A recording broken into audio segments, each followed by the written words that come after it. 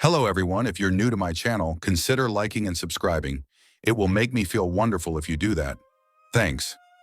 By the way, I also have another Naruto and Luffy fanfiction channel. If you are interested, link is in the description. The Return of Joyboy by TheIntrovertRin. A story in which Luffy is the child of sea. The secrets of Luffy are unveiled slowly, which gives heart attack to people. Member list.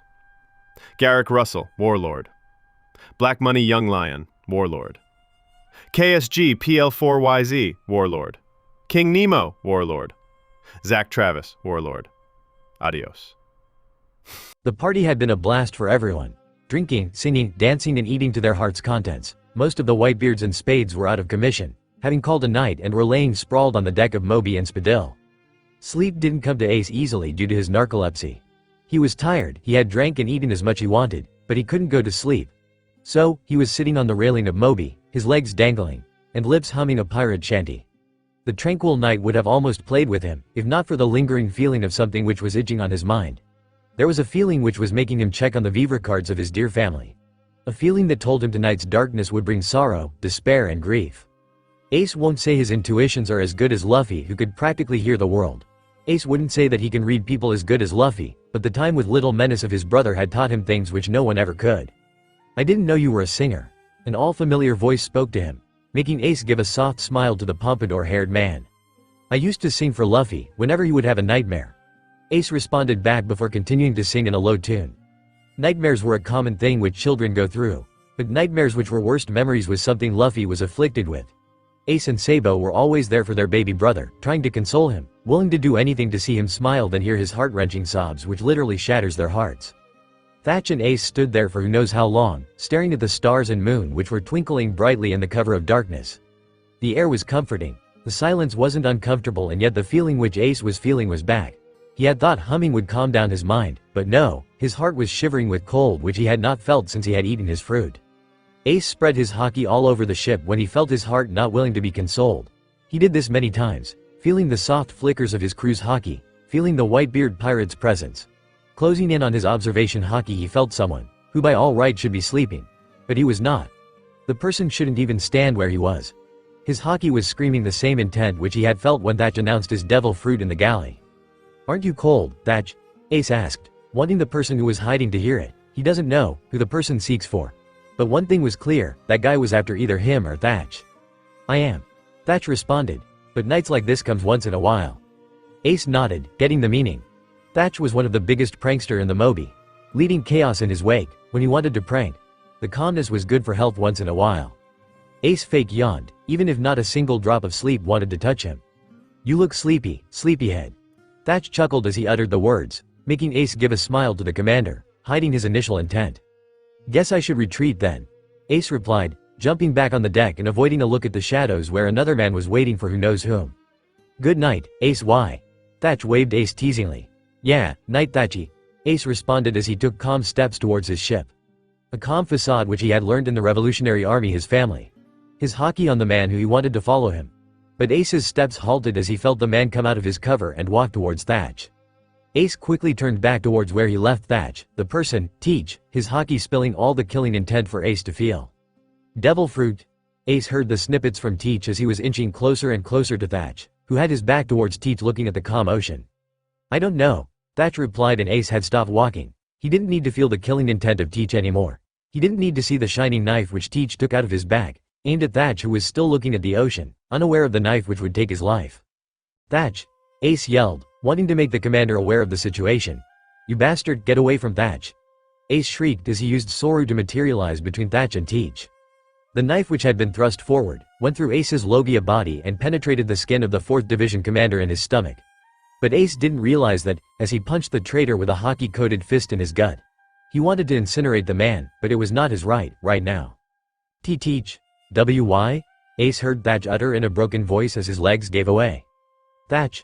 Ace asked in a calm and yet angry voice. His eyes never left that of Teach's as the man was laying sprawled on the deck. "Hey Ace? Teach, why?" Thatch asked miserably as he tried to stop his own bleeding. "Ha ha ha ha ha." Teach laughed darkly, wiping the blood from his mouth. "I have got what I wanted, Commander." "Why? We are brothers?" Thatch asked, as he saw Teach, who was holding the devil fruit, which had fallen from the hands of Thatch as the man had attacked him. Ace stood there, wanting nothing more than to plumb the man to the deck and kill him. But he also needed answers. Why would Teach go after Thatch? Why his best friend? "I was never your brother," Teach spat, as he got up on his legs. "I pretended everything. This game of pathetic family life. All of it, so that I could gain this fruit." Ace didn't need to hear the heartbroken sob which erupted from Thatch. He jumped onto Teach with the intent to kill him for once and all, for betraying his family. There was a nagging back in his mind that he should check on Thatch first, bring him to a doctor, that he should save him before going after the traitor, but his anger got better of him, as he saw Teach dash through the deck. But before he could run after the traitor, he heard shouts and pirates waking up on the Moby.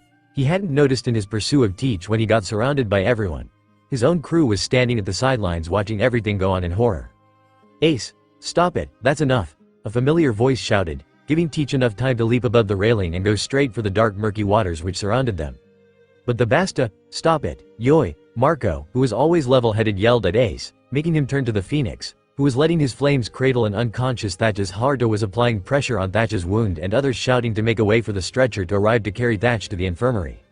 "What the hell were you thinking, Ace?" Marco yelled once more, pure fury in his voice, all directed at Ace. Ace felt ashamed. He knew he should have taken Thatch to infirmary, but attacking Thatch and then chasing Teach, Yoy, Marco spat in disgust, making Ace's eyes blow wide at the accusation which he was pinned with.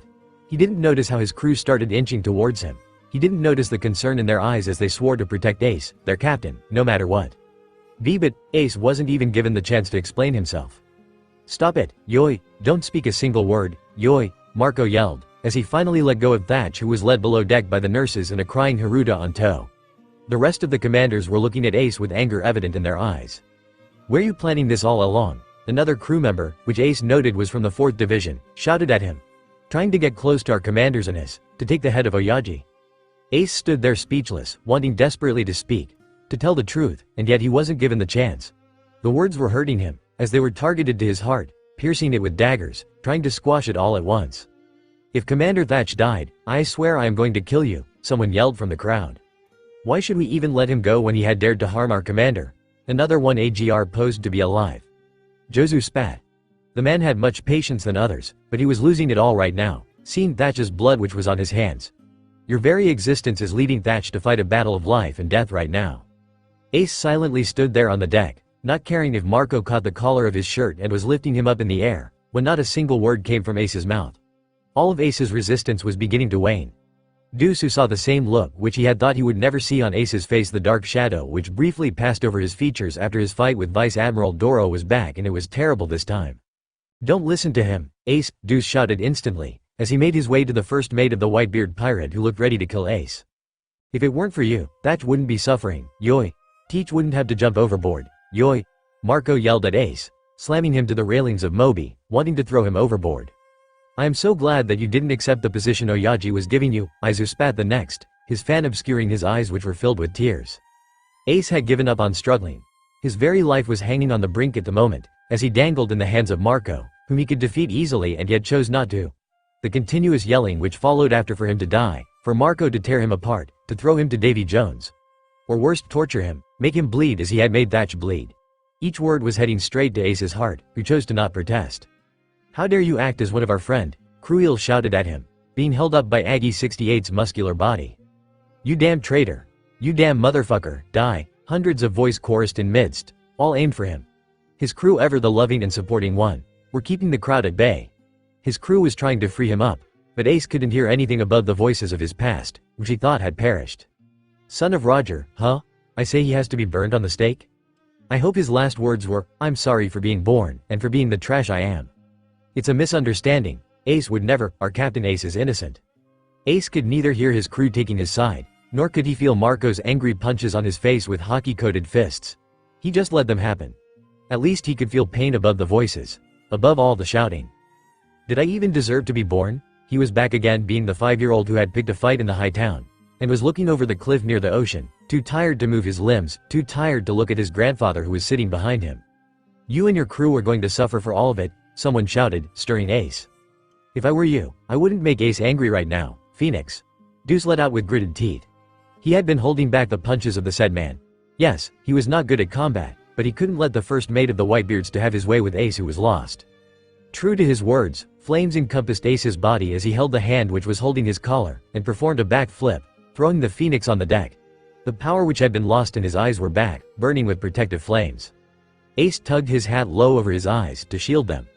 "Don't dare," Ace growled in a low hissing voice, as his crew slowly made their way to guard him a protective circle.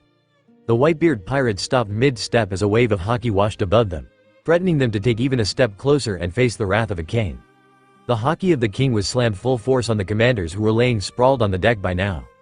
"What is happening here?" Whitebeard's voice boomed above the crackling of flames which surrounded Ace, above the deafening noise of the waves crashing on the Moby and the sickening thud of his sons and daughters falling on the deck, conscious but on the verge of unconsciousness. "What are you doing, Ace? Why?" Whitebeard looked absolutely confused. "Ask your damn sons," Whitebeard, Deuce growled, seeing Ace look silently at the deck, encompassing them with his warm, protective haki, separating them from the Yonko who looked utterly mad right now. "Release them, Ace," Whitebeard commanded, ignoring Deuce and the Spades who were fuming with the treatment their captain got. Whitebeard's own haki slammed full force on Ace, whose lips were pursed tightly shut, as he stared down at the deck. A tiny part of Ace's mind had thought that at least Whitebeard would believe him, but he had been so wrong. His throat felt suddenly clogged, his vision blurry, as the deck below him began to swim. "You are nothing like him. You can't be his son. He never hurt his friends," Whitebeard growled, and that was enough for Ace. He wanted to get out of the situation, but a sick part of his mind wanted to stay here, face the full fury of the Yonko. Yes, Yonko, 'cause he was nothing more than that. Ace's haki fought against Whitebeard and his crew at the same time. He doesn't know how he was still on his foot, after taking the full blunt on himself, but he was glad that his crew was starting to man spadil with the ever-present Mahal who always shut himself in the library of the ship, and Skull who was an excellent deckhand. "I am questioning you here, Ace, and you are choosing to retreat. What have you done to Thatch and where is Teach?" Whitebeard inquired, scrutinizing Ace. He had been shortly told about what had happened by one of his sons, and when he was rushing towards the scene Ace's haki had flattened his sons and daughters, leaving them to his mercy. "Ace, we're done," Skull announced from the other side. That was enough for Ace to break out from glaring down at the deck and wanting to just vanish. He had a crew to take care. Excuses didn't matter now. He could go one-on-one with Whitebeard, but he didn't want to anymore. Ace was the ship's captain and it was his duty to keep protecting his crew and not let them perish like his mother, who died protecting him. "Set sail," Ace shouted as he created a wall of protective fire between the Yonko and his crew, his flames not touching anything on the ship. He could see Whitebeard wanting to use his devil fruit, but he was wise enough to not use it in the ocean, where his own ship could sink easily. "You will pay," Whitebeard shouted, keeping his glare at Ace, who chose to retreat hearing the hurtful words from someone who he considered like his Gramps. A shiver ran down Ace as they were finally away from the Moby. His hat still shadowed over his eyes, his right hand holding the pendant which belonged to his mom, begging for strength to face his crew, who were surrounding him. He could even see Mahal standing before him, the guy who didn't like coming out from his cabin much. He could feel Kotatsu rubbing against his legs. He could feel his crew waiting for him to speak. "Ace, what they said was not true," Deuce started, having known Ace far more than the others. He knew Ace's hatred as he had witnessed them firsthand in Sabadi when he faced Doro, when his words were pure venom targeted at Ace, who is all kind and sunshine. "I am fine." Ace lifted his head to look at each one of them, forcing a smile on his face, which seemed to froze at the way everyone looked at him. "Ace, we are not fools." Mahal, the ever-present wise man, spoke, his hands on his hips, as he looked Ace in his eyes. "What happened there, Captain?" Skull asked. It wasn't sitting well with him, the way Ace had gone silent against Marco's assault. "Teach tried to kill Thatch." Ace spoke, allowing the smile from his face to slip away. All for the devil fruit which he got hold of. Ace's anger, which was never on his face, even while fighting enemies, was visible to them now. Deuce placed a hand on Ace's shoulder, giving him silent comfort. "What's your order now, Captain?" Wallace asked, in a serious tone. The Spades were all ready to do anything for Ace. Whether it be going after Whitebeard pirates foe or Teach, the bastard who tried to kill Thatch. "We chased Teach," Ace spoke, cracking his knuckles with a feral grin on his face. He wanted to trash something, wanted to destroy something, wanted to let his fire raise hell. And the point of his fury was Teach, who would take the blunt. The Spades thought so. Ace was too kind to go after the Whitebeards for accusing him. He was too kind to let Teach slip away after attempting what he did to his partner in pranks. "We are with you," the Spades chorused, making Ace nod at them. "If you want to speak, you can always find me in the library." Mahal, the eldest of the crew, told Ace with a soft pat on his back. He was not a fool to fall for Ace's smile, which hid his moods. Ace bit his lips, which wouldn't have been seen by anyone, as Ace's face changed to a smiling one the next second, as he assured Mahal that he was all right. "Ace, stay still." Deuce hissed at Ace, who was moving too much for him to apply the gauze on his cheek. "I am fine, Deuce." Ace spoke with annoyance, but Deuce wasn't someone who would give up, which made Ace sigh and finally give in under the glare and concern he saw in Deuce's eyes. "Shall I make a snack for you, Captain?" Banshee asked Ace after he was all patched up and leaning against the railing, his eyes watching the dark murky waters. "Sure," Ace replied, knowing completely that Banshee was trying her best to lift Ace's mood. Even if Ace wasn't sure whether he could eat up, he didn't want their concern to touch the skies by not eating. "There is an island at 10 o'clock, Ganryu uttered, seeing the island appear. Ace's lips curved into a smile. The island was what he just needed. He needed to be alone right now. To be away for at least a moment from his crew. He didn't want to worry them with his breakdown. "Head that way," Ace announced. Finding Teach could wait for a moment, at least until he had drowned himself away from the voices. He truly wished to find some pirates, or marines there. Heck, even bandits would work. "But Ace, Whitebeards would be obviously coming after us," Finnemore stated with a little panic in his voice. Ace was almost about to say that he doesn't care, when he caught himself. He can't risk his crew. The Whitebeards won't be coming anytime soon. At least with the concussion, half of them would be suffering, and with Thatch still in a critical condition, I don't think they have enough will to chase us, right now. Deuce offered. Even they were not feeling quite well, with the amount of alcohol they had drowned themselves into. "Then we head there," Ace announced as he went towards the side from where the island was visible. It was approaching fast. Just a little while, Ace seemed to assure himself. The island which they landed was a lawless island full of pirates to Ace's luck. With a grin, Ace slipped past his crew to the bars of the town, in some shady alleys. "What do you want?" a bartender asked as Ace sat on a stool. "The strongest," Ace replied, his hood from his half-buttoned t-shirt covering his face. He had left his hat back in the ship. He didn't want to be recognized by anyone, not right now. The bartender nodded and began mixing some drinks. Ace's hand played with the sea stone ring which he had carefully slipped in his finger. It didn't affect him, it didn't sap his energy like it would have done to other devil fruit eaters. But it did took away his fire powers, and Ace was too happy for that. He wanted to be drunk, to let out everything right now. "What you doing, young man?" A dark, gruff, and grimy voice spoke, inching closer to him. Ace didn't pay any attention to the man as he chugged the drink in a go, before slamming the glass on the table. "Another?" Ace demanded, looking at the bartender, who nodded. "His drinks are on me," the same grimy man offered. It wasn't like he didn't appreciate fee stuff, so Ace just shrugged it off. Drinking the strong whiskey was letting his thoughts run wild. The voices were yelling, and it was getting too much yelling. Too many familiar voices asking him to die. Ace's hand snatched the whiskey bottle from the bartender as he started chugging the drink, much to the chagrin of everyone present there. He didn't miss the malice and the twinkle in the eyes on the men who were starting to surround him. "LD man, or," Ace slurred, his head plopped on the table. He hissed as he felt the throb on his cheeks, where Marco had hit him. The blood which he tasted with the whiskey from his lips were assaulting him, and yet Ace couldn't think of anything but to drown in alcohol, to forget the world for tonight. But the voices were too loud. He wanted them to quiet down.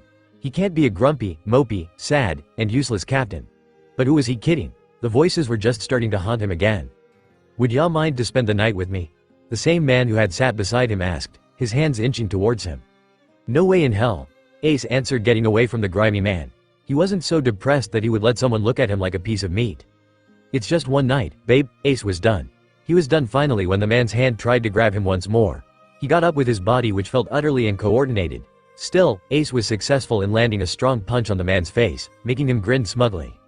"How dare you?" the man shouted back, wiping the blood from his lips. "I was giving you a good offer, but now all I want is to beat you up for disobeying me." "Like hell you will," Ace shouted, but unknown to him. His voice was too slurred for others to even understand. His vision was already dancing with the bottles of alcohol which were swimming in his stomach. His legs felt like jelly as he tried to take his own stand without holding the counter for support. "Get him, men!" the grimy man shouted, as the men sitting in the bar all at once attacked Ace. A punch landed on his face, throwing him on a table. The pain made the voices go quiet for a moment. He felt the voices dimming as he was dragged by the collar of his t-shirt to the ground, where a good kick landed on his stomach. The emptiness, the heaviness, the guilt which were consuming him was seeming to fade away with every assault. So, Ace let them drag him to the alley, corner him, as the men started beating him up. Series of punches, kicks and stomping. Ace didn't know how long he was there, not giving his attackers a single chance to relish in the pleasure of his screams. No, Ace laid there wide awake, taking everything like sponge, without a single sound. He felt that he deserved it after ignoring Thatch's agony and pain. He deserved the kick to his chest as he remembered that he failed Dragon by not paying attention to his comrade. The blood which started dripping from his forehead was totally acceptable to him as he remembered that he had let Teach escape. He was glad that the tears which were refusing to come when he had started drinking was slowly crawling back in his eyes with a sheen of glassy sheet. He didn't let the tears flow freely though. The emptiness which had encompassed him, making him feel like he would never amount to anything, was fading slowly. The darkness, which he swore just after a few drinks would follow him to hell, was giving way to pain, which seemed a better option than the former thought. The beatings felt totally worth it, because he had unleashed his haki on his friends. He had harmed them. He is Fire Fist, the super rookie, someone yelled, having gone to grab his hair. His beaten face showed who he was easily to everyone. The beatings stopped, making Ace look at them with hazy eyes. It was going good, so why did they stop? Ace wondered. He has a bounty of 600 million. Isn't he the one who hangs with Whitebeard, the Yonko? That was enough to make the men run away with the fear of their lives. Ace laid there with his eyes shut tight in pain. He didn't want to move, not even to stand up. He was just feeling so tired, even if the beating which he got didn't even amount to the hell he had experienced before. He was just so done with escaped Ace's closed eyes, traveling down his cheek, mixing with the blood which was flowing through his bruised cheek. He just wanted to cuddle up against himself, to stop the time here, until he recovers, which he felt like he won't ever. Poor Ace's one hand went towards his mouth, to stop the ugly sob which would surely come as he slowly sat up, leaning against the moldy wall which supported his bleeding body. He can tell that his ribs were broken, a horrible bruise already forming on his stomach. All over his body, scars were littered. He wonders how the snail escaped the beating, but he was glad that it was safe. That it was not shunned by his luck which harmed people near him. Poor he didn't want to pick up the call, but at the same time, Sabo never called at this hour of the day. That made him pick the ringing snail, thinking that it must be an emergency. Click, Ace hanged off the call. It was Marco who had called. He didn't want to hear from them. How did he forget that they had his number? The snail kept on ringing, making Ace force it back in his pocket and swear to not pick it up. He didn't want to hear anymore from them. He just couldn't. That was all he could think right now. Taking out the sea stone ring from his fingers, stuffing them in his pocket, and feeling his flames cradle him, removing the alcohol from his system, Ace felt lightheaded. He felt like a concussion was coming in. He vaguely remembered what Eve had told them about concussions. They can make people forget their past or some parts of it. He really wanted to forget tonight, but at the same time he wouldn't forgive and forget Teach, the bastard. Standing up on his shaking feet, one hand holding his stomach, and another supporting himself with the wall, he took a breath. He felt his lungs protesting at it, and stomach already wishing to throw up anything he had ate. Truth be told, then Ace didn't want to move from where he was standing. He just wanted to stay in that alley, crying like a little kid who had been hurt. He wanted to just give up for tonight and wake up strong tomorrow for everyone. But he didn't want to risk himself being found by his crew. With a steady step, Ace started walking, pretending as if the blood, the black and blue bruises never existed in the first place. He entered the bar. The people, a handful of them who were still there, froze at his bloody sight. Ace kept a poker face as he snatched a bottle of whiskey and threw a coin to the bartender, before taking his bag and walking out of the silent bar. Pouring the whiskey on his wounds, he relished on the sting as he made his way to the forest away from the fucking world.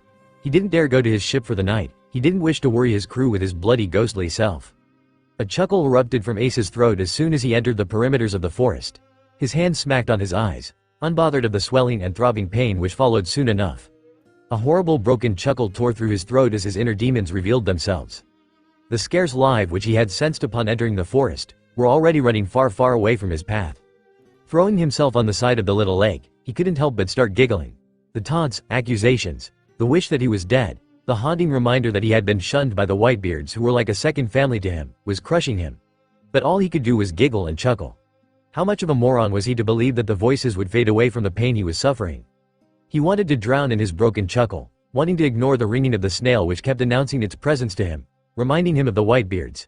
He curled up on himself, as streams of tears slowly made their way, his chuckles and giggles vanishing at the same time. The crushing loneliness, the darkness, the hatred, everything was reaching to him.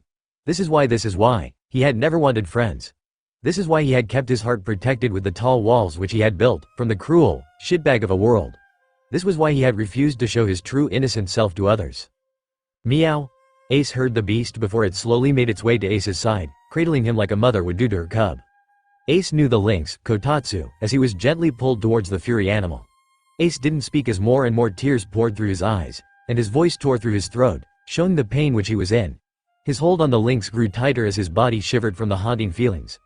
Kotatsu was licking his face, trying to give him comfort, making Ace's lonely thoughts go away. Meow. Kotatsu purred, concern clearly visible in his voice. Ace didn't dare lift his face from where he hid it in the lynx's warm chest. His body racked with sobs, and tears and snot littered the animal's fur, which the beast didn't seem to mind at all. In opposite, Kotatsu was trying to console him. Ace didn't even know when he fell asleep with the soft lulls of the water lapping on the shore and Kotatsu softly licking his tears and blood. The Spades pirates watched as their captain slowly fell asleep, almost quiet and dead to the world. They were all crying, having heard the heart-wrenching sobs which had came out of their captain's mouth. They had known that Ace wanted some time alone after tonight's ordeal, but they didn't know that he would be this heartbroken after everything. Deuce held the orange crystal necklace, which he had found in an alley, softly in his hand, thanking the gods for leading them to Ace, who was in a worse state than any of them could ever think of. Remind me to lecture him later about self-preservation, Mahal whispered Deuce in a suspiciously teary voice. Deuce nodded, as he gulped down his own tears and asked Ducky Bree to bring his medical supplies here. He wanted to take Ace back to the infirmary, but he didn't want to after he fell asleep. The rest of the crew, who had got sober the moment Ace's absence was declared by a panicking Skull who had told them of how Deuce had found the necklace which Ace never parted with in an alley, were dabbing their eyes or clearing their throat. But none of them dared to make enough noises to wake up their captain. By the time Ducky Bree arrived with Deuce's medical supplies, the crew had set up a campfire, and had huddled closer to Ace, not wanting to lose sight of him, lest the young man did something more reckless. Deuce slowly cleaned all the visible cuts and scratches, applying creams on the bruising wounds before trying to fix Ace's ribs which looked broken.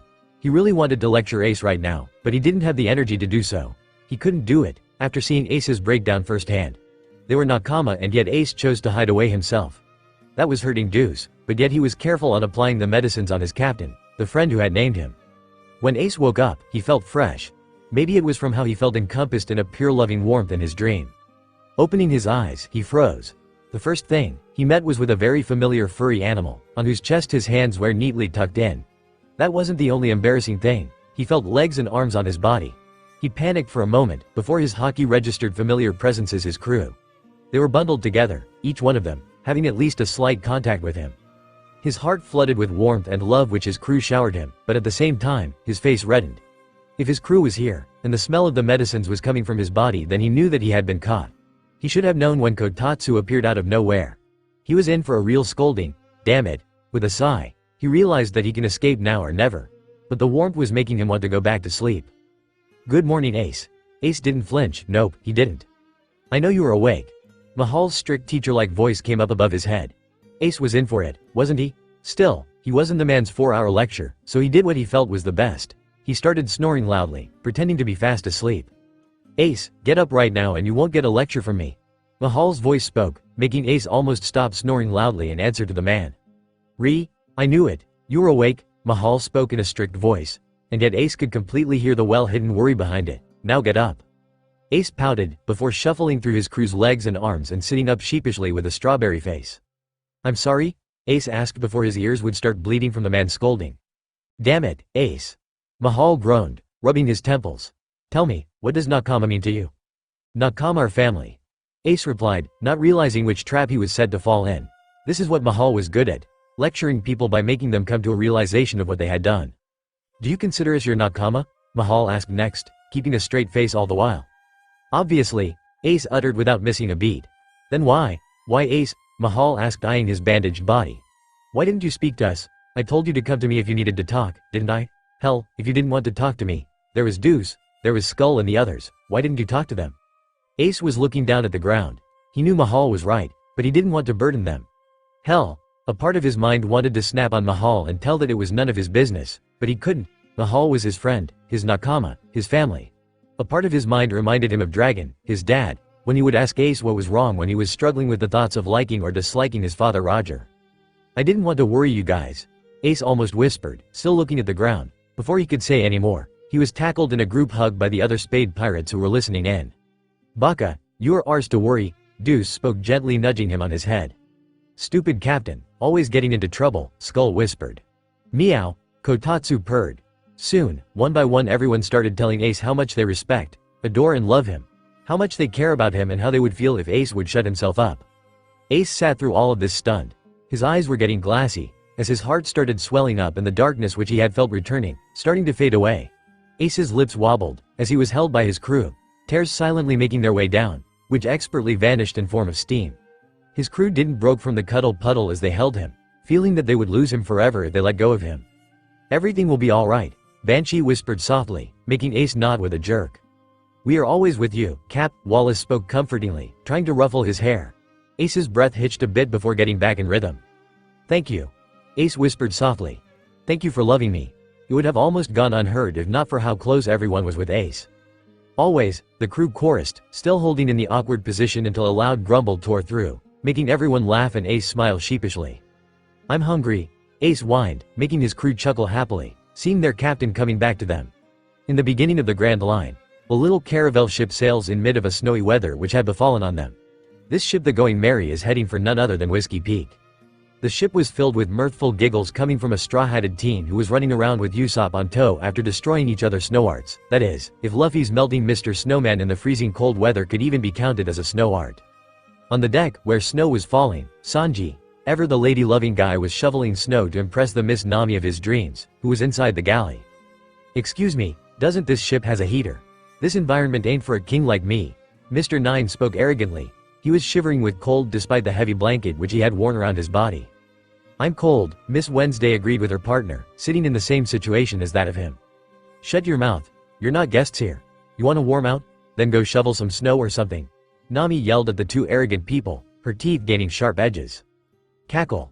The sound of the lightning cackling in the sky made the navigator look out of the window with wide eyes. "Lightning?" Nami asked aloud. "Just what's going on with the weather here? I have seen nothing like this before. One minute it was a cloudless sky and next it's a blizzard. It's just as if the normal rules of the nature doesn't even exist here," Nami spoke to herself, remembering what Crocus had told about the unpredictable nature and weather of Grand Line. "So what do you think? Ready to turn back yet?" Miss Wednesday asked with a scrutinizing gaze. "You and your friends have no idea how to survive this place," Mr. Nine spoke as he agreed with his partner. "And you've left your rudder alone for a while now. You sure that's wise?" Miss Wednesday asked, as a puff of white smoke due to the cold came out of her mouth. "I know where we are heading, I just checked it a while ago," Nami answered, her gaze going to the log pose, which made her scream her lungs out at the sight of what was not supposed to happen. "What happened, Nami?" Luffy asked first as he fell face first into the snow, which started melting slightly due to his abnormally high body temperature. "What's wrong?" Usopp asked as he stopped in the mid of snow fight which he and Luffy were fighting. "What's the matter, Nami?" Sanji voiced out as he saw his dream queen with horrified expression on her face come out of the galley and stepping into the cold. "No way." Nami panicked, her eyes wide and fixated on the log pose which showed how bad they were out of the path. "Make a hard turn of 180 degree. Hurry," she ordered her friends, who were still not understanding the situation and messing around, especially Luffy and Usopp. "A 180? Why do you want us to turn back?" Usopp asked. He would be very happy if they turned back, but still, why? "Did we forget something?" Luffy asked, cocking his head. "The ship has turned around. We are sailing in the wrong direction. I only took my eyes off the log pose for a second," Nami pointed out, looking at the waves which were calm a moment ago. Luffy looked innocently to the side where Mary was sitting. He had ignored the little ship spirit when she had made him aware of the situation. He had thought that Nami had full control on everything, but he had forgot that it was her first time in the Grand Line. He apologized Mary silently, who softly giggled at him. "Looks like you have been played by the waves," Mr. Nine taunted. "You are not a very good navigator, are you?" Miss Wednesday teased, making Nami suck her lips and gain a tick mark in anger. "You can't trust anything here. Not the winds, skies, waves, and the clouds. Nothing is as it seems in the sea. The only way to get a reliable direction in the Grand Line is the log pose. Everyone knows that. Shut your counter-speaking mouth and do something useful around here," Nami shouted at the duo, having enough of their arrogance and kicking them out of the galley. "Catch the wind from the right side." Nami began guiding the Straw Hats of what to do soon enough. Catching the wind would allow them to return the ship back to the original path. She began ordering around perfectly, not even leaving the duo, when her eyes landed on a sleeping Zoro. But before she could shout on the napping swordsman, Usopp was shouting about the wind's changing direction and Luffy was standing on the figurehead of Mary, hands reaching out to the group of dolphins who suspiciously leapt to his touch before diving back in. "Get back to work," Nami yelled, particularly at Luffy. "The waves are getting really high," Usopp warned. "There is an iceberg," Luffy shouted next, laughing all the way. "And now there's a fog rolling in," Sanji informed to Nami. "This is crazy. What's even going on?" Nami screamed, wanting to pull out her hairs. "We just grazed the iceberg," Luffy excitedly spoke, jumping on the figurehead with glee. "Nami, there's water leaking in the lower deck of the Mary," Sanji shouted, making Usopp run with some wooden planks and hammer to the place.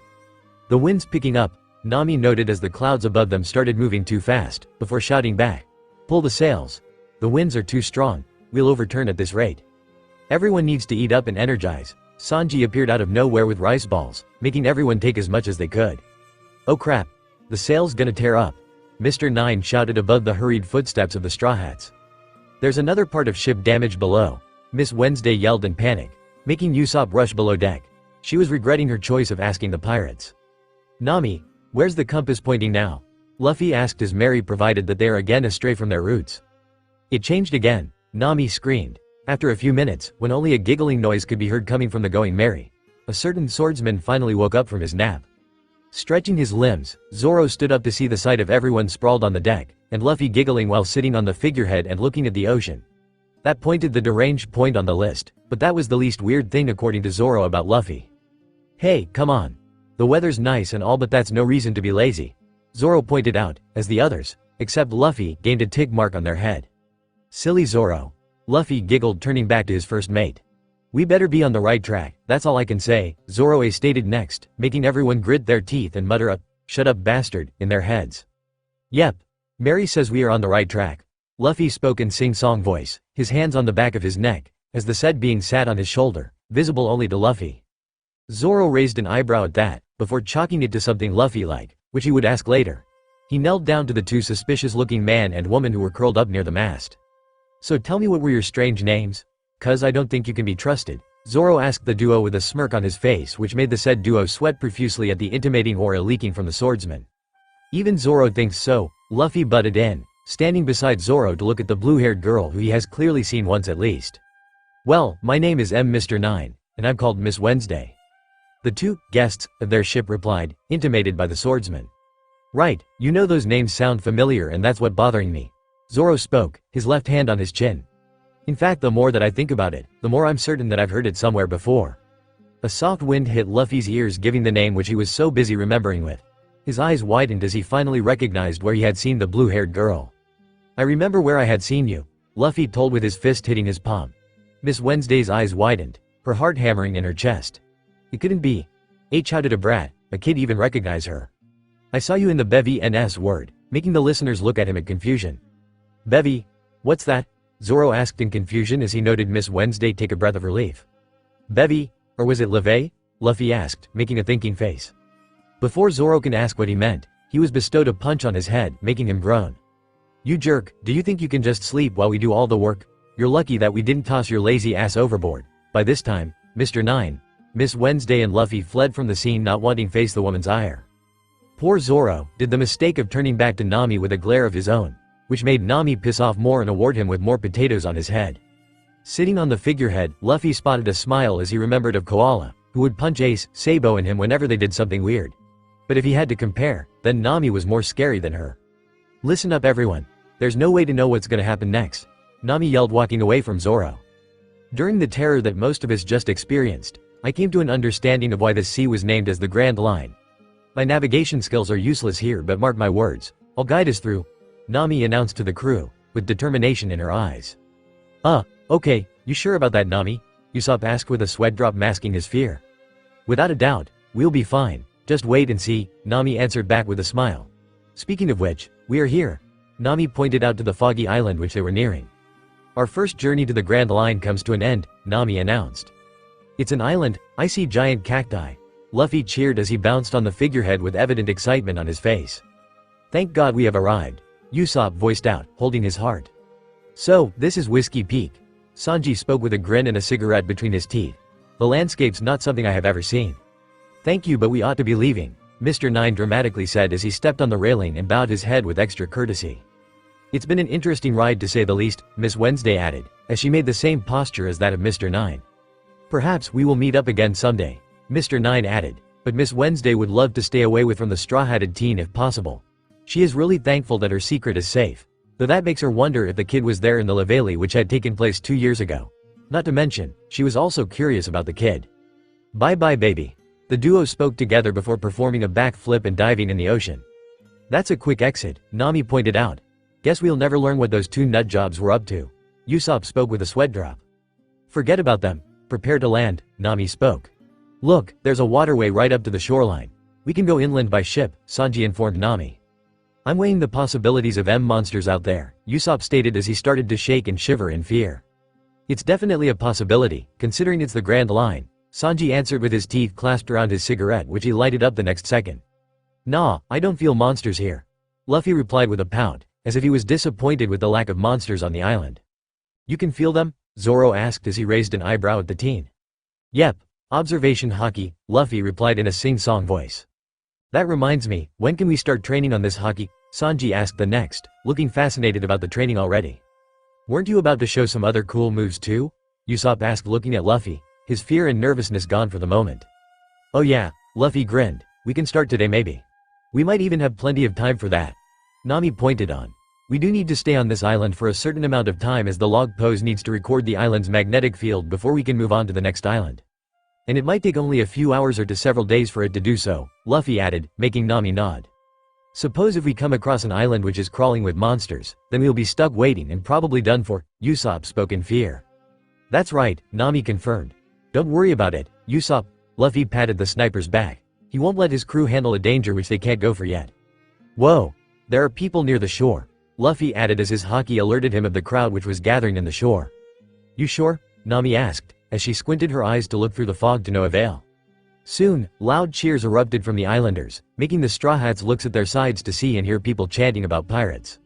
Welcome, to the town of Welcoming, Whiskey Peak. Pirates? Welcome to our town, welcome to Grand Line. Huh? Not only are there no monsters, but there are people greeting us, Usopp spoke looking at everyone. What's going on? Nami wondered out loud. Long live the brave heroes of the sea. I've never so many cute girls in one place. Sanji spoke with his eyes looking like heart and face gaining a red tint, seeing the lovely ladies holding the banner which held the word, welcome. Talk about a warm welcome. Usopp gushed as he started giving flying kisses to the audience. Looks like pirates really are the people's heroes here. In all of this, Luffy sat on the railing with his eyes shadowed. He had been on many islands, even the islands protected by Yonkos, but no one hailed the names of the pirates like this town. It was all too suspicious. Too much to believe the pleasant and warm welcome given by this town. Zoro looked at Luffy, who would start bouncing the moment something like this would happen. But his captain was quiet all the way as they docked on the shore of the island, where they were soon surrounded by the islanders. That was odd, but Zoro himself had an odd feeling about all of this. Welcome. The mayor of the town who had a weird curly hair cleared his throat before beginning to speak once again. Mamama, welcome. My name is Joyboy. And it's my greatest honor and pleasure to welcome you to Whiskey Peak. Your hair is funny, old man. Luffy broke into laughter for the first time since he had stepped on the island. You'll find that this is the place thrives on making liquor and music. Hospitality is a matter of pride in our town. Joyboy, the town's mayor spoke ignoring the straw-hatted kid who made fun of him. The smiles run long and the liquor flows as bountiful as the sea water. Would you let us throw a party in the honor of your arrival? So, that we may hear your pretty Tara Mamama, tales of your adventures. Gladly, Usopp, Sanji and Luffy cheered up. They were not ones to leave such a good offer. Zoro and Nami stood at the sidelines, watching the idiot trio dancing together with glee. Even Zoro wondered what Luffy was thinking of.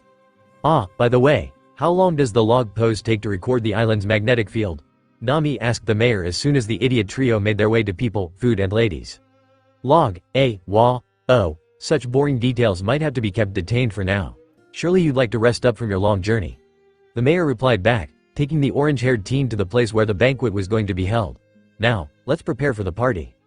The sun was beginning to set down, the moon was about to rise, and the welcoming party at the Whiskey Peak didn't show any sign to cease.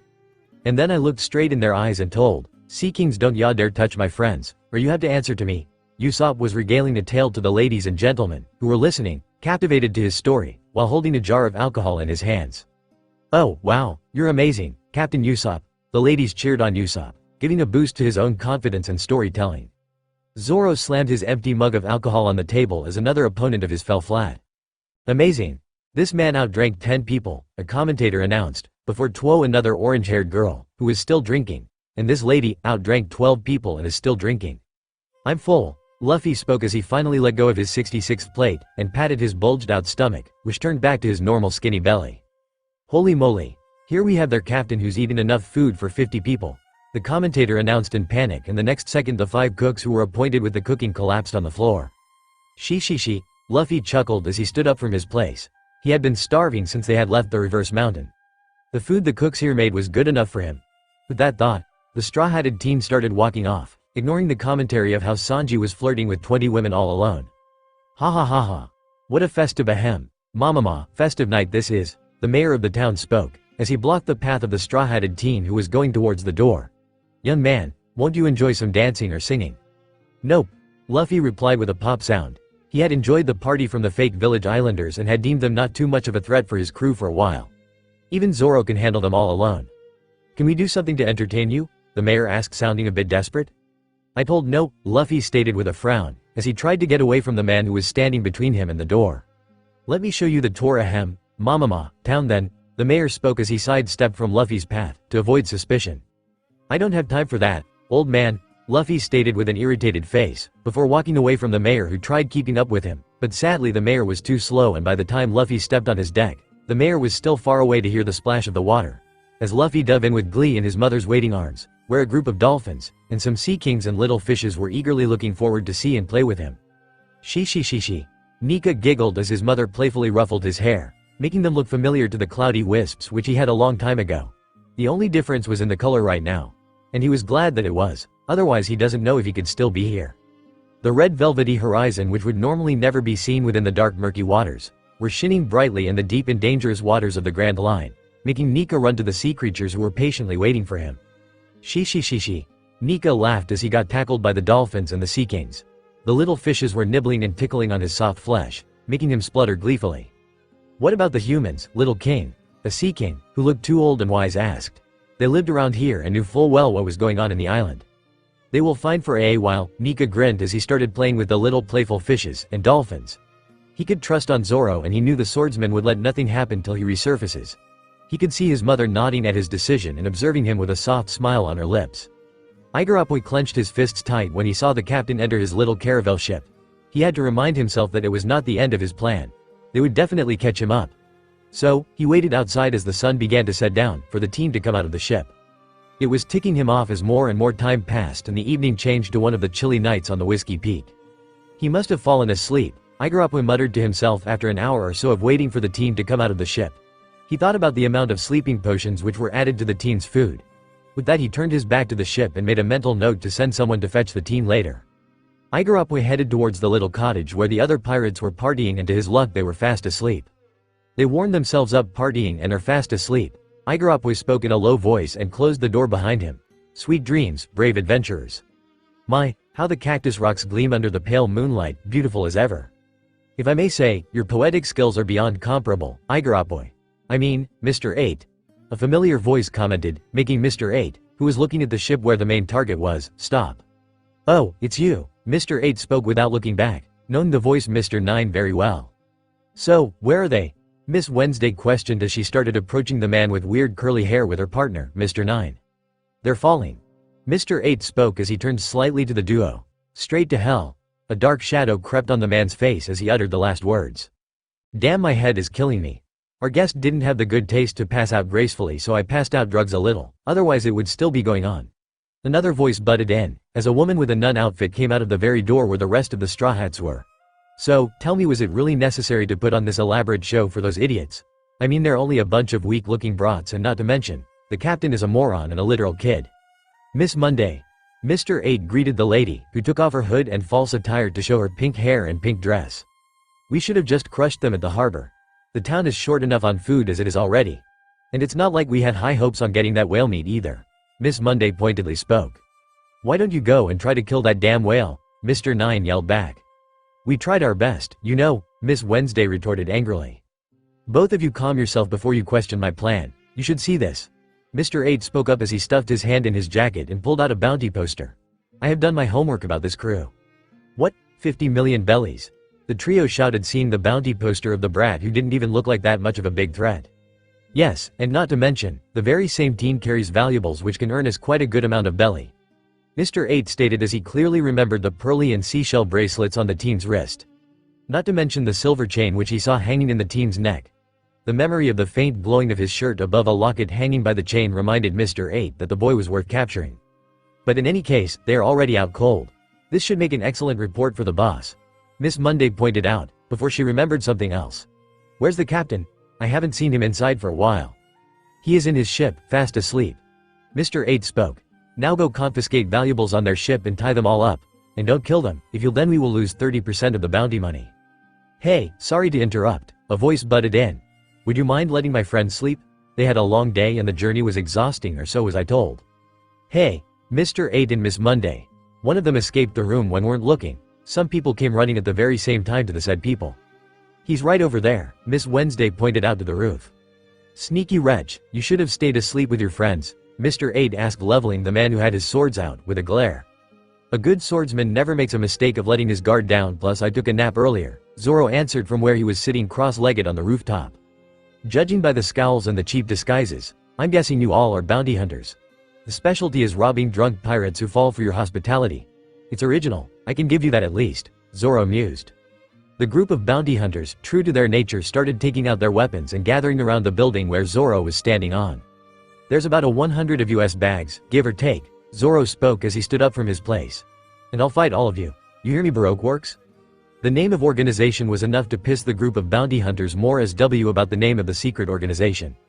Zoro with a smirk regaled about the time when he was a bounty hunter, how he had got an invitation from this very organization, whose members don't know a thing about each other's real identities, and must refer each other by their code names.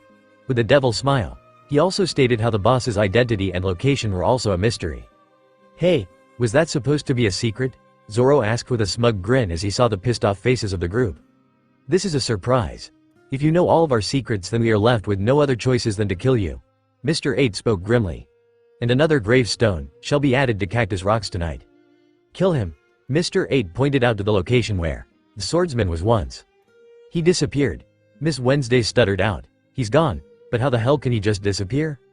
The bounty hunters asked as they searched every other way, then in their midst where Zoro was standing with a mocking hand over his eyes to copy some of the bounty hunters. Where'd I go? Zoro absent-mindedly spoke, making the bounty hunters turn towards him with their eyes bulging a little bit out of their sockets. Now then, shall we get things started? Zoro asked with a smug grin, as guns were pointed towards him in an instant. On the other side, in the little cottage, one more Straw Hat woke up, with a giddy smile on her face.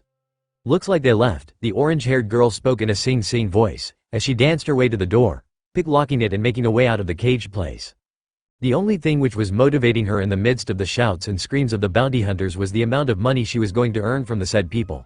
They had to have large stacks of money with their line of business. She was really glad that the muscle-headed swordsman of their crew was fighting off the bounty hunters. After all, she couldn't focus on stealing when there would have been people chasing her. Skipping on her feet, a bit disappointed on the amount of money she could gather from the houses of the bounty hunters, she reached the deck, telling herself that she just needed to deposit the money before going back in her search. But the real reason for her to get to the ship was to search for Luffy. He was neither in the tavern nor was fighting against the bounty hunters. It was concerning to say the least.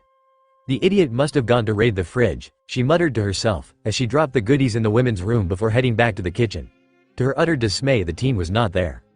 He has to be on the ship, sleeping soundly somewhere, she tried to reason with herself as she searched each and every place of the ship. She was pale by the end of it. Her legs carried herself as fast as possible to the certain green-haired man who was clearing the last batch of bounty hunters, which included the mayor and the weirdos whom they had given a lift. She didn't even care about the other bounty hunters who were running from the scene. All she thought of was Luffy vanishing. Zoro, Luffy is missing. Nami yelled out in panic. Her lips were wobbling and a glassy sheen was visible in her eyes. What? Zoro shouted back, as he turned towards the orange-haired girl. He has to be on the ship or somewhere on this island. Zoro tried to reason. I searched everywhere. Nami shouted back, biting back a sob. She couldn't tell how her heart was twisting itself painfully at the realization. Zoro gritted his teeth. He knew Luffy's habit of disappearing in the middle of the ocean and always returning back safely, but he didn't want to chalk it off to that this time. He knew that the kid was a total idiot and a dumbass, and them being surrounded by bounty hunters didn't really help. Where is he? Zoro growled as he turned around to the mayor who was laying on the ground, beaten up. We haven't sent anyone to fetch him, Mr. 8 answered fearfully to Zoro, who looked like a demon with blood flowing from his forehead and a menacing deadly glare which he threw at him. It literally made him want to step back only if he could. I asked where is he? Zoro repeated as he crouched down towards the man. I still have an important mission. I can't die here, Mr. 8 thought as he gritted his teeth. In the first place, he never wanted to play with the pirates, but he needed to. And now that would lead to his death if he doesn't do anything. I swear, Mr. 8 was cut off by another voice which spoke above him. How pathetic, you lost to a single swordsman. A taunting voice announced its arrival, making Mr. 8 try to look past the swordsman who also turned to the new voices, with his hands on the sheath of his blades. Mr. 5, Miss Valentine? Mr. 8 shouted in shock. Nika opened his sleepy eyes as he felt panic radiating from Nami and anger coursing through the veins of Zoro. "Needed to go," he mumbled, rubbing his sleepy eyes, as his mother kissed his crown softly. "See ya soon, mama." The boy told as his mother helped him reach the shore in a short span of time. Luffy was walking with a yawn and sleep evident in his eyes to where he was sensing Zoro and Nami, who were surrounded by that princess and his bodyguard. He was thinking of the dishes Sanji might cook tomorrow to avoid thinking of the much-needed sleep which he required right now, when he caught two hostile presences near his friends, and worst of it, they were shouting and the princess and the bodyguard were starting to panic. It wasn't helping that he was literally losing control on the voices. "Don't you underestimate me," Luffy loudly heard the princess shout. "Geez, too loud," Luffy hissed, closing his eyes. "Cannon." The voice was soon followed by a boom. "Shut up," Luffy clenched his eyes shut once more, feeling his mind about to explode from the yelling, shouts and internal panics. "Swordsman, I have the most unreasonable request to." "You are annoying," Luffy hissed, his hat shadowing his eyes and his rapidly paling face. He punched the two damn cursed people who were behind all the ruckus. It helped stopping the voices and panic for once and all. The shock coming from others was welcome as long as it doesn't overwhelm him. "Mr. 5, it can't be. An officer agent of Baroque Works was?" The princess was baffled but was unable to speak a word as the green-haired man and the orange-haired girl rushed past them to the boy. "Where the hell were you?" Nami asked angrily, as she stopped her dire need to punch the teen who looked completely unwell, if his ghostly pale skin was something to say. "It's getting too loud again," Luffy muttered, as he closed his eyes once more, trying to gain control on the voices. "You idiot, don't vanish on us," Zoro mumbled, as he looked worriedly at Luffy. He was really glad that the teen was safe, but something didn't feel right. "It can't be. How could there be guys as strong as them so close to the Grand Line's entrance?" The princess wondered out loud, as she helped Igaram to his feet. "Mr. Captain." Igaram limped his way to the teen, who was surrounded by his crewmates. He knew what he needed to do right now. The way the two superior agents weren't even moving a single muscle was enough proof for him to know that he had messed with the wrong crew. And they were the only hope right now for them. He was sure they would be soon swarmed by other agents too, who would be out for their heads, all because they knew the boss's identity. "Seeing your impressive strength, please allow me to make an unreasonable request," Igaram continued as he literally begged the teen. "What do you want?" Zoro asked as he turned to the man, but he quickly turned to the teen who literally was about to fall face first on the ground. "What the heck, Luffy?" Zoro yelled, garnering the attention of the others. "I'm fine. She. Luffy laughed as he went on to plop himself on the ground and lean on a nearby wall. Zoro was definitely not going to buy it. He can literally see the way the teen was acting weirdly. A part of that this was the second time he was seeing the teen in the night times. The ghostly pale face, his heartbeat which could be heard if he got near the boy, and the warmth radiating from the teen in the chilly night, was something completely mysterious. "What is Luffy?" Zoro thought as he saw the teen looking at the others and pretending to listen, but the little openings which were too short to even notice, showed Zoro that the teen was hiding something. Zoro was worried. "How does a billion belly sound?" Nami asked, with her eyes turning belly symbols to the weird man with curls. She had been listening to the man and the princess all the while when Zoro and Luffy were bickering. She was concerned about the boy, but she couldn't let past such a good deal. "A billion?" Igaram and Vivi shouted at once at the woman, which made Zoro and Luffy turn back to the conversation. "So how about it? Can you guarantee us a reward of 1 billion berry, Mr. Captain of the Royal Guard and Princess Vivi, or need I remind you?" "No, I can't," Vivi stated boldly, "but I appreciate the help you've given me so far." Vivi thanked the weird teen whose beady doe eyes seemed to be looking at her soul. It was creepy to say the least. But still, how the hell this kid was able to beat the high-ranking officers with just a punch, that was beyond something which he had imagined. "Why not? You're a princess after all. So, aren't you rich?" Nami asked, not understanding the situation. "Do you know much about Alabasta Kingdom?" Vivi questioned the pirates. "No," Nami answered truthfully. "It's the kingdom which was created by one of the 20 celestial dragons." Luffy informed without any emotion to the people gathered. Zoro and Nami looked worriedly at Luffy due to the unsettling tone. "How do you know?" Igaram asked with shock. That was the information which only some people knew about. "Not only that, it is in middle of a civil war right now," Luffy finished, back to his normal tone. "Right," Vivi agreed with the boy. She was afraid of the kid's information and strength by now. It's a highly civilized country within the Grand Line, and it used to be a peaceful one at that too. A long time ago. With that, Vivi started explaining the Straw Hats of how her country one day started sprouting discontentment, which made her country fell in utter chaos. "Then one day, I learned of a secret organization called Baroque Works." Vivi continued as she took a seat herself. "I found that our people were being manipulated by this organization. That was the only information I could gather about them. I didn't know what to do, so I went to Igaram for help." That's when Princess Vivi asked me if there was any way to infiltrate Baroque works, to understand who was it that was pulling the strings behind the scenes and what exactly were they up to. Igaram added his 2 cents. You are a brave princess, Zoro commented, as he took a seat next to Luffy. So what exactly does this Baroque works want? Nami inquired the princess, who tied up her hair into a ponytail but wasn't looking sinister at all right now like before. Their true goal is to take over the Alabasta kingdom, Vivi said as she gritted her teeth. I had to get back, to warn everybody to tell them the truth and stop the fighting. If I don't do something, if I don't tell them. A sob broke out of Vivi's throat, unable to complete what she wanted to say. Nami nodded, finally understanding why the princess refused to provide any money as a reward. A country in the middle of a civil war wouldn't have any money to spare after all. Who's the boss anyways? Zoro asked the most important question. What? The boss's identity? You shouldn't ask that. It's Croce, Luffy announced, cutting off the yells of Igaram and Vivi. Seriously, what's up with people yelling tonight? Otherwise your lives would be put on danger. Vivi turned in shock to the teen, whose face was scrunched as if he was thinking hard on something or something was causing him pain. She chalked it to the former. You mean Crocodile? The warlord? Then you're correct. Yep. Luffy answered with a pop sound at the end. Zoro, Nami, Vivi and Igaram turned to him in slow motion, with their jaws hanging wide open at the realization. And if that was not enough funny for him, then the way the 2 weird creatures was that an otter and vulture were glaring at them was enough for him to burst out laughing loud. What was that bird and otter just now? Nami yelled as she shook the collar of Vivi, who was now crying as the vulture carried the otter and flew away. I'm sorry, Vivi chanted. And how the hell you know, idiot? Nami asked, kicking to the place where Luffy was laughing his ass at a second ago. Hey, not too bad, Zoro smirked. Did they go to report that you've literally told US the boss's secret? Well, what's gonna happen to US now? Nami yelled out loud at Vivi, her teeth gaining sharp edges.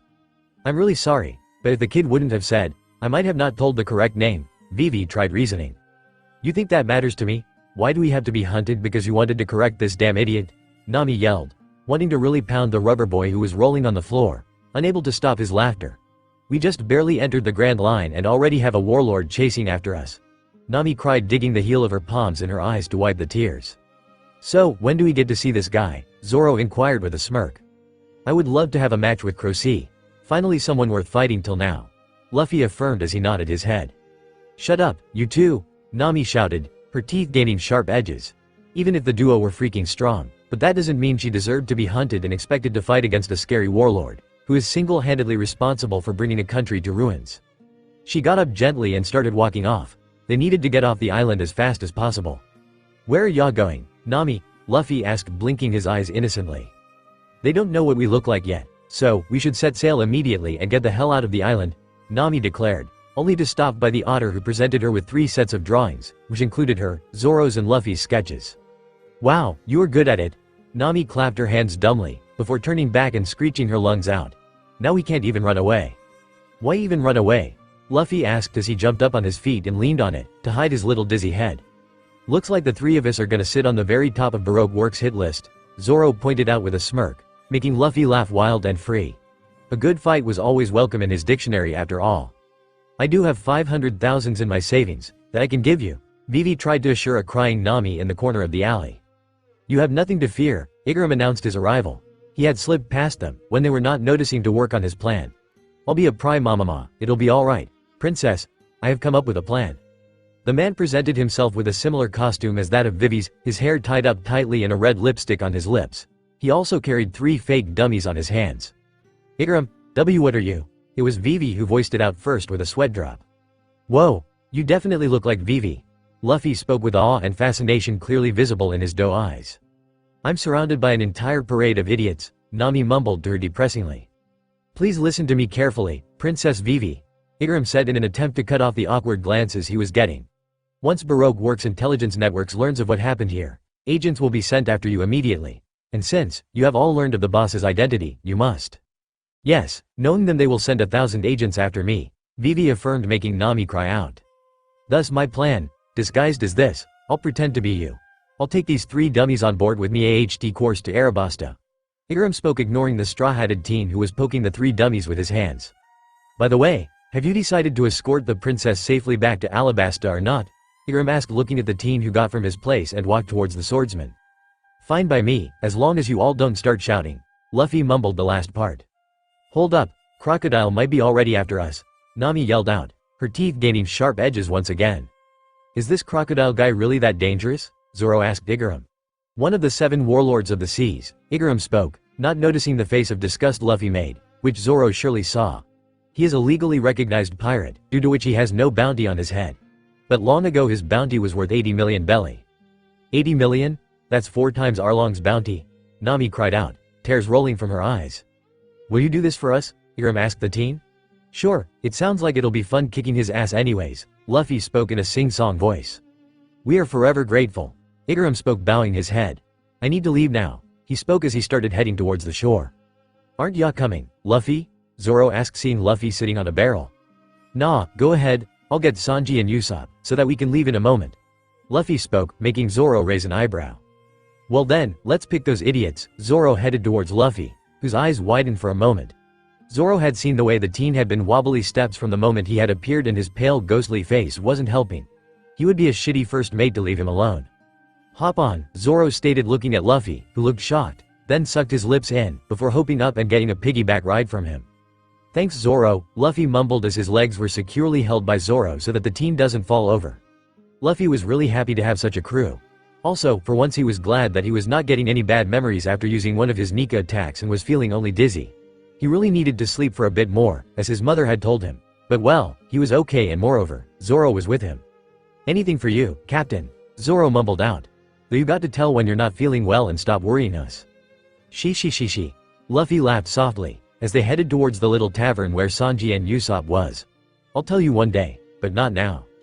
Zoro sighed, before taking a turn, which was completely wrong as Luffy pointed out. They soon reached the tavern and were about to wake the 2 lazy bums, when a loud boom announced itself in the horizon, making Luffy instantly hiss and cover his ears, and Zoro to turn around to look at the shore, where a ship was aflame on the horizon. "What the heck?" Zoro asked with his eyes wide. "We have pursuers already." "We need to hurry up," Luffy spoke as he was about to jump up from Zoro's back. "He can't be a deadweight, not right now." "Stay put," Zoro spoke as he entered the tavern, not letting go of Luffy. He thought of shouting, but stopped when he realized it can hurt Luffy, as he had seen the boy was getting irritated by loud voices. So, he preferred kicking both drunk asses, who woke up the next second. "Wha?" Usopp asked confusedly as he held his throbbing head. "What the damn mosshead?" Sanji yelled, looking at the green-haired man carrying Luffy, who was peeking through the man's shoulder. "You," Zoro was cut off by Luffy. "We need to hurry." "Why?" the duo shouted instantly in a pissed-off voice. They were about to yell out the reasons why they shouldn't be leaving this soon, when Luffy beat them to it. "We'll explain later." Luffy spoke in his captain voice, which the teen used very rarely. Understanding the gravity of the situation, the long teen and the blonde man nodded as they rushed towards the shore to board the Mary. On the other side, Nami noticed the blood trailing from Vivi's lips as she bit into it at the sight of Igaram's flaming ship. She hugged Vivi instantly. "It's alright," Nami assured. "I promise we'll safely get you back to Alabasta." Those 4 managed to save all of East Blue all by themselves. A warlord won't stand a chance against them. Vivi nodded, refusing to shed a tear to show weakness, and followed Nami as she guided her to the Going Merry. "We don't have time to look for him," Nami chided the blue-haired girl, who was refusing to climb onto the ship for a silly reason. "They can't stay on the island for too long.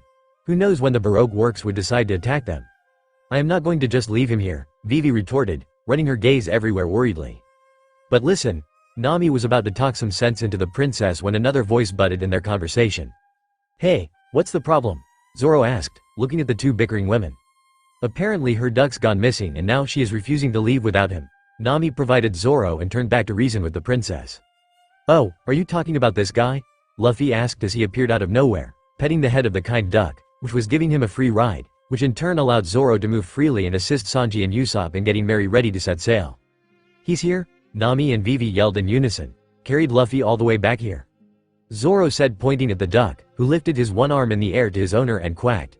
When they were leaving the tavern, the duck was standing just nearby and had blocked their way, to just look at Luffy, who was peeking at the duck from Zoro's shoulder. That had been weird when the duck quacked once more and began nudging on Luffy as if it wanted to carry Luffy or had declared him as his friend. It was really strange to see that. "There's a tributary just up the river. If we take it, we can get out of here faster," Vivi provided as she began climbing on the ship, having no reason to stay on the island anymore.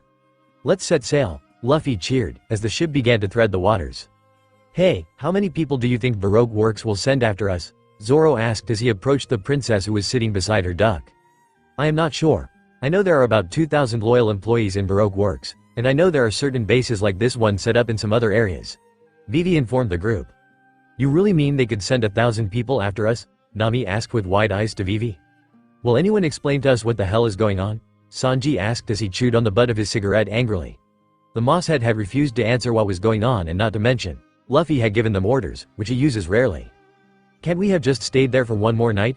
Usopp asked the next, not wanting to focus on Nami's words of thousands of people going to come after them. The town was full of amazing and cute girls. Sanji gushed thinking of the lovely ladies he had the chance to meet. What will he not do to spend such a lovely night with beautiful and charming ladies? Who knows if we can ever have this much fun again? Usopp yelled out the next. Why were they leaving? Why was Nami talking about 1,000 people coming after them? He didn't understand, and that is why he wanted to stay on the paradise of the island they were leaving from. Even pirates deserve a vacation. Sanji supported Usopp, wanting to stay in the company of the lovely ladies. We should have just left them there. Zoro spoke irritatedly before looking at Luffy, who was sitting on the figurehead with his eyes closed as if he was concentrating on something. He noted belatedly that there was no yelling coming out from the duo anymore, which really eased him. He saw Nami coming out from the upper deck and connected the dots of why the duo was not yelling anymore. True to Zoro's conclusion, on the upper deck, both Sanji and Usopp were lying sprawled out with huge bumps on their head. We should be reaching the sea soon, Vivi pointed out. Finally, it's getting light out, Nami chimed in, as the fog was slowly making its way to the dawn. Are we playing a game of hide and seek? Luffy asked, already feeling the new presence arriving amongst them. Nope, we aren't, Nami provided without thinking, but Zoro raised an eyebrow at Luffy's abrupt comment. I know you are here, Luffy stated with a sigh, as he stood up on the figurehead and turned around to look at the woman who was seated on the railing near the door to the galley. Luffy could see the woman flinch but quickly hide it. The fog was the perfect opportunity for the woman to leave, but she didn't, which meant that she had business to do. Oh my, the lady whose left hand was on her face, and her cowboy hat shadowing her eyes spoke. Your reputation certainly precedes you, Monkey D. Luffy. Wah? It's you. I just happened to run into your dear Mr. 8 a little way back. He didn't look so good. The mysterious lady spoke particularly to the princess while carrying an aura of puzzlement around her. So it was you who killed Igaram. Vivi gritted her teeth at the figure in anger. Liar, Luffy spoke as he looked at her in the eyes. Why do you lie, Nico Robin? The figure, Nico Robin's eyes flew wide open for a moment, before she tugged her hat to cover her eyes to avoid eye contact with the kid who was the captain of the Straw Hat Pirates with a bounty of 50 million belly. Luffy, do you know her? Nami questioned, turning to the teen, who didn't look childish right now. Why are you avoiding the revs, Robin? Luffy asked as he showed his eyes. He knew the woman was good, as he had been told by his dad. He had been told how she had been hunted by the world government since she was 8 years old, a tender age at which everything which she held dear was snatched away from her. The woman was strong to keep surviving and going on, and Luffy respected that. You know it, right, that you'll be protected and safe there? Luffy asked, looking at Robin while cocking his head a little. Everyone who knew about Luffy's dad understood from where Luffy learned of the woman, but still, why was she of that importance to the revolutionaries for Luffy, who barely remembers someone named, to remember hers? Robin looked at the kid, masking her shock with a small smile on her face. There were reasons that she wouldn't ever like to discuss on this ship about why she couldn't join the Revolutionary Army, but something compelled her to speak the words that came out of her mouth. I can't trust strangers. She saw the teen nod his head as if he respected her decision. Robin was really glad for the awkward conversation to finally end when the Princess of Alabasta thought that it was enough and decided to screech her lungs at her. What are you doing here, Miss All Sunday? Vivi shouted at the woman, who was the highest-ranking officer of the Baroque Works. Which of the number of guys is she partnered with? Nami asked, turning to Vivi. Her partner is Mr. Zero, the boss himself, Vivi answered back. Crocodile is her partner? Nami yelled out, her eyes wide. She was the only one who knew the boss's identity. That's how we found out who he actually is, Vivi replied, by following her back to him. To be accurate, I allowed it. Robin spoke with a light smile on her face. I knew you were there. You told the boss what we knew, didn't you? Vivi angrily glared at the woman. That's right, Robin affirmed nonchalantly. You still haven't told us what you are doing here, Vivi pointed out, gritting her teeth. Oh, right, Robin chuckled in her hands. You were just as serious as the whole thing that I couldn't help myself. A princess doing whatever it will take to save her country by making herself the enemy of Baroque Works. The idea was just so ridiculous that I couldn't help myself. You killed him, Vivi howled, her pain and tears showing how much she was hurt due to the death of her caretaker, who was literally there for her since she was born. The next second, Usopp and Sanji were standing at the left and right side of Miss All Sunday, who was still sitting like a queen. Usopp raising his slingshot and Sanji pointing a gun at the woman. On the deck, near the mast, Zoro had his sword out of the hilt and Nami was holding out her boo staff. They were all ready to attack. In all, Luffy's eyes were shadowed as he looked at Robin, not getting why the womp she was. Sanji, you do realize what you're doing here, right? Usopp asked the blonde, who shook his head. Not a clue. I just know that the beautiful Miss Wednesday needs me, Sanji replied. I'd really appreciate it if you would stop pointing such dangerous weapons at me. Miss All Sunday spoke, flinging the blonde-haired and long-nosed guy on the deck, all the while simultaneously making the green-haired man and the orange-haired woman defenseless. Stop right there, Luffy voiced out, stepping forward and stopping Robin from making any other move and his friends from questioning the woman. Luffy glared at Robin, his eyes looking straight through her soul, making her freeze at the scarlet eyes that looked at her obsidian blue ones. Robin could have sworn that the teen's eyes were brown, not scarlet, which were looking through her soul as if she was laid bare for the kid to read and judge her. Her whole body wanted to tremble at the scorching heated look she was given, only for something akin to understanding and hurt to show in the teen's eyes for a moment before vanishing completely as he blinked. Robin didn't fail to notice a soft sun-like warmth spreading within her body, removing the residual shiver for once and all. But the moment the teen's scarlet eyes turned brown and left Robin's blue ones, she wanted to leave. Her instincts yelled for her to leave if she wanted to live. Isn't that what she had done all these past years? Keep running until only she can live? Now that I get a look, you look so beautiful, Sanji gushed, not reading the atmosphere at all, as he sat up and looked at the woman, who had a perfect body and skin. You should leave, Luffy spoke, looking at Robin straight in her eyes. If Robin was going to make things difficult for Vivi right now, then she could be considered an enemy even if Luffy didn't want to see her that way. Get the hell out of here.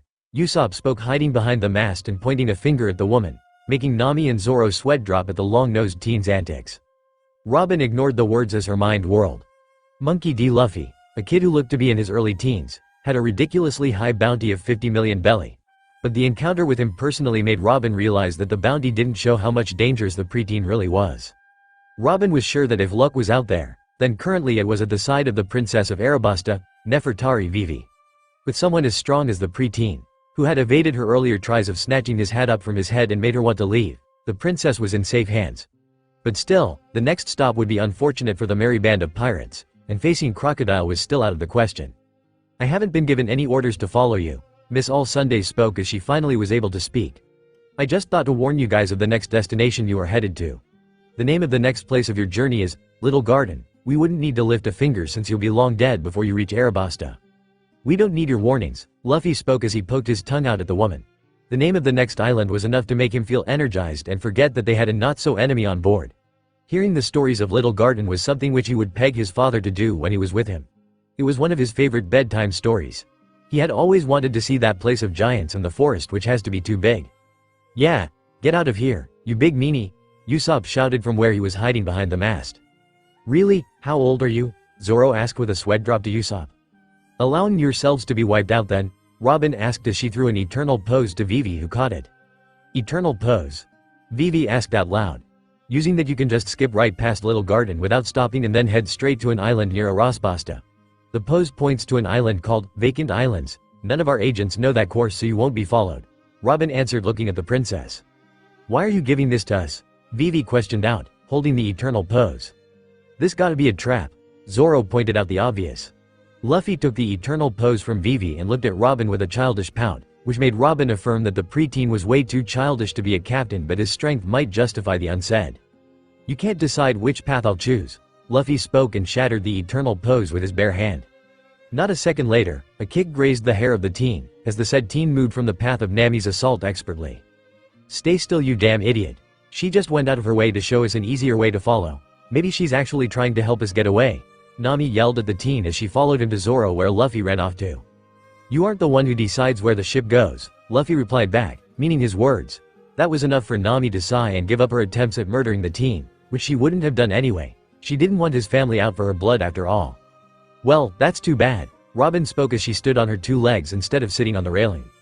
Robin keeps on implying that Robin blew up the old man and refuses to accept that Robin saved him. Robin pretends to be on Crossy's side when Robin's obviously a good person and because of other things too, so. I like Robin. Luffy spoke, making Vivi and Robin look at the teen instantly. How did you know? Robin spoke before she could catch herself. Her face faltered even after years worth of practicing to hide her emotions. Not to mention, the sentence from the teen was enough to catch her completely off guard. She swore that the teen wasn't there. He couldn't have been. Maybe it was his devil fruit? But the resources say that he was a rubber man? Hey, are you really saying the truth? Vivi asked, her eyes were shining, and lips wobbling as she fell on the deck looking at the teen, wishing that it truly was the truth rather than false information. Yeah, the old man is alive. I can feel him heading towards Alabasta. Luffy spoke as the winds ruffled his hair and confirmed his words to him. Vivi turned towards Miss All Sunday, reluctant but still she bowed her head a little. From Miss All Sunday's reaction, she could testify that Luffy was telling the truth. I don't have the faintest idea of what you are trying to do, but thank you. Vivi spoke with tears shining in her eyes. Thank you for not killing him. Robin, Luffy spoke, stopping the woman from silently walking away. Catch, he tossed an eternal pose to her as an apology for breaking her eternal pose. If you go there then the Revs can pick you up if you ever wish to join them, Luffy stated, already having read that Robin was working for Crossy for something but still didn't like working for him. How interesting. Might I ask where the eternal pose leads to? Robin asked, looking at the teen and ignoring the looks of confusion the crew was giving to the captain and her. Dusk Island, an island which is only known by some of my friends, Luffy spoke. It's not a trap if that's what you are thinking. Robin gave a fake smile as she decided to not prolong her stay and headed out. How the hell did you get an eternal pose? Nami asked, looking at Luffy when Robin left. She wasn't going to ask why he decided to give to Robin, as that looked like a revolutionary business to her. Of dusk? Luffy asked, cocking his head and sitting in his favorite place. That's an inhabited island that Ace found and since then it belongs to us. Will someone explain the situation to us already? Sanji asked as he looked from Miss Wednesday to Nami. The ladies on board were a blessing for him and his eyes. I'm going to take a nap. Wake me up when the food is ready. Luffy informed to no one in particular as he sprawled on the deck beside Zoro, who was already withdrawing from the story which Nami and Vivi jumped onto to explain Usopp and Sanji. I see. It's too bad that I miss fun, but it sounds as if there would be plenty of demands for my skills. Sanji spoke as he took a puff from his cancer stick. No need to worry now that your sleeping prince is awoken. My sweet princess will be safe. Whoa, I'm glad that I slept through it all, Usopp spoke shamelessly on the other hand. Excuse me, but is it really alright that I'm on your ship? Vivi asked, shifting nervously on her legs. I'm just causing you all a lot of trouble. It's a little late for apologies, don't you think? Nami asked as she poked the forehead of the princess with her index finger. If you didn't want to cause us trouble you shouldn't have corrected that moron and shouldn't have told us who you were. Sorry for that. Vivi apologized sadly. But Luffy wouldn't care about all of this. Nami added softly as her gaze went to the boy who was sleeping beside Zoro like a baby. She wasn't sure what the boy was doing the last night, but whatever he had done had sapped his energy, otherwise the teen would be up running like a little hellion on the deck right now, asking for food and games to play. That one worries me a little, Vivi spoke honestly. Her first impression of the pre-teen was enough to scare her off, especially with the information he possessed. And dare she forget his crazy strength. The breakfast is ready, Sanji hollered, as he got out of his kitchen to call everyone for breakfast. Thanks, Sanji. Nami smiled as she made her way to the kitchen with Vivi. Where's Luffy? Sanji asked. It was too quiet on the ship, which made him note the absence of the teen who would literally keep jumping up and down, wanting to play or eat something. He's still sleeping, Usopp answered as he got up from his place and pointed at Luffy and Zoro, the duo who were sleeping without a care of the world. That was something not normal. Luffy would be awake with the first smell of food, and no one needed to wake him up. Well, now that he was looking at the teen, who was curled against the kark, was looking pale. Luffy, Sanji shook the boy gently, which made him groan and pull the duck closer. Mama, just a little more, the teen mumbled sleepily as he snuggled into the duck. The teen looked so cute, only if they had something to immortalize the scene. Zoro, what's wrong with Luffy? Sanji asked seriously, not even teasing the swordsman. Like I know, Zoro replied, as he saw the sleeping teen. Seriously, he ought to tell them what's wrong with him. His pale face had also not improved since the last night. He'll be soon up running. That's what Zoro hoped, at least as he stretched his limbs. Hope so, Sanji replied as he shook the boy once more, to see his beady doe eyes blink open. Luffy, breakfast is ready. Ood? The boy mumbled as he sat up rubbing his eyes. The scene looked so cute that no one could even tell that the boy was really 17 years old by just looking at him. Yep, then you can sleep again, Sanji added just as an afterthought. He felt bad to wake him up as it clearly looked like he still needed sleep. How long had he slept? 1 hour. Luffy replied with a yawn but made no attempts to get up himself. Quack, Kark quacked, announcing that he had even woken up. Hello birdie. Luffy spoke as he gave a sloppy morning grin to the duck. Quack, Kark replied. Quack, quack. Thanks, Luffy exclaimed, as he allowed himself to be carried by Kark, who was more than happy to carry a sleepy Luffy. Looks like Luffy got a new friend. Sanji spoke with a soft smile as he and Zoro observed Luffy being led to the kitchen by a happy duck. It's Luffy after all, Zoro smirked as he followed the duck and his sleepy captain. It was not to look over Luffy, who could fall any moment from the duck. But he had to say that Kark was doing his job well. In the galley, Usopp was telling tales, which helped Luffy's sleepy eyes to stay open as he hung onto every word of the long-nosed teen. Zoro and Sanji, like as usual, were on each other's throat, making snark comments, while Nami was reading the newspaper and Vivi was fretting over everything. "Guys, don't you think you all are too relaxed to be on the Grand Line?" Vivi asked, finally not able to take the carefree attitude of the Straw Hats, but it fell on deaf ears for most of them. "It'll be fine," Nami spoke, offering the princess the special drink which Sanji made. "They'll work hard when we come across rough seas. It's not like they want to die or anything." "I really hope so. Otherwise at this rate we might be caught unaware," Vivi proclaimed her worries for Nami to hear. "Kuru, here," Luffy grinned as he offered the duck a drink as Sanji had given him too. He had offered to be his sleeping buddy and carried him when he didn't want to walk, so he deserved it. Seriously, he needed to rely on himself rather than others. But that habit was something which he had gained from the Revolutionary Army. No one hesitated in giving him a free ride when he would raise his arms in a silent request. Even his sea friends would give him a ride without asking. "Looks like the duck knows how to drink," Sanji stated with a smile as he placed another drink on Luffy's side. It was an energy drink that he specially made, keeping Luffy in mind. "Tastes good, huh? Drink up, buddy," Sanji stated as he petted the duck and smiled as he saw Luffy finally finish both of his drinks. The teen's color was less ghostly, which was a relief. However, they seriously needed to recruit a doctor. A doctor which Luffy could trust before something wrong happens. "What shall we play today?" Luffy chirped as he grinned wide and looked at Usopp. "You sure that you are up for playing, Luffy?" Usopp asked, looking at Luffy with concern. "Why not?" Luffy asked, cocking his head a little. "Didn't you want to sleep?" Sanji asked, looking at the teen whose sleep had evaporated the moment he had entered the galley. "Nah, I wanna play," Luffy whined, acting as a 5-year-old throwing a tantrum. Fine. Great, Captain Usopp will introduce Luffy to a new game," and off went Usopp explaining the rules of the game, which was making Luffy grin big and wide. Even Zoro and Sanji were relaxing when they heard that the game would not require any stern activity to be done, especially seeing the teen. Yes, they were concerned, but the concern was being thrown out of the window seeing Luffy smile big and wide like his usual self. His laughter was enough to make their worries to vanish and a calm, peaceful warmth to encompass them. "Being on this ship sure makes you lose the will to even worry, eh?" Nami asked, looking at Vivi, who was looking at the 4 men and her duck with a smile on her face. "It just seems odd. For someone with a 50 million belly bounty on his head, your Straw Hat captain sure doesn't look like a particularly terrifying pirate," Vivi commented as she watched the preteen get tickled by Kark and laughing his ass off on the floor. "I know it's really tough to imagine, especially seeing his adorable and childish face, but he is actually really tough," Nami provided the girl, as she felt the wind change a bit the next second.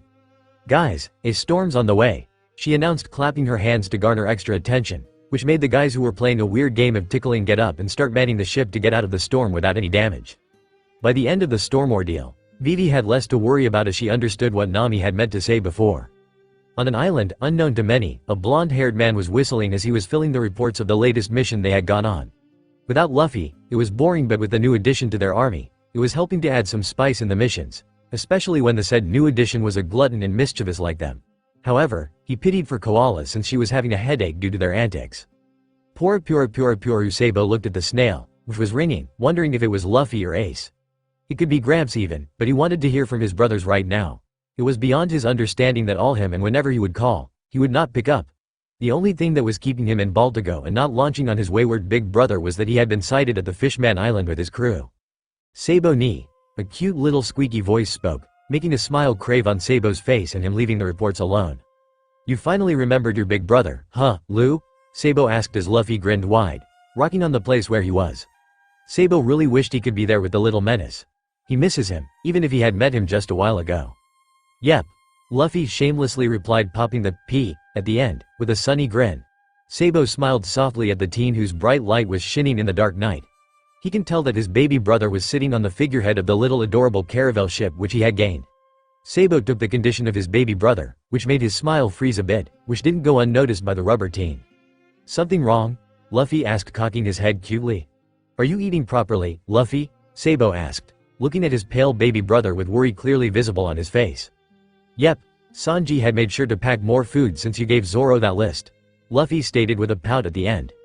Sabo nodded, but still something wasn't right with Luffy and he could see it clearly. He wondered if the teen had used his Nika powers but crossed that off since in the paradise there shouldn't be anything which should make him use those freakish attacks, especially when his body was not ready to take the toll of it.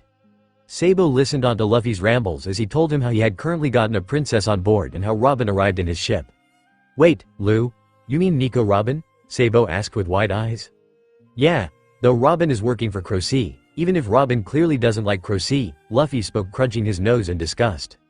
Leave it to Luffy to find her, the people to literally find him. And you gave her the log pose of dusk? Sabo questioned to affirm the story. Yep. Robin told that Robin'll try to contact you guys, but Robin doesn't want to, Luffy added with a sigh. We'll see then what to do, Sabo hummed as he remembered one more thing. So, now you are going to help Vivi by kicking Crossy's ass?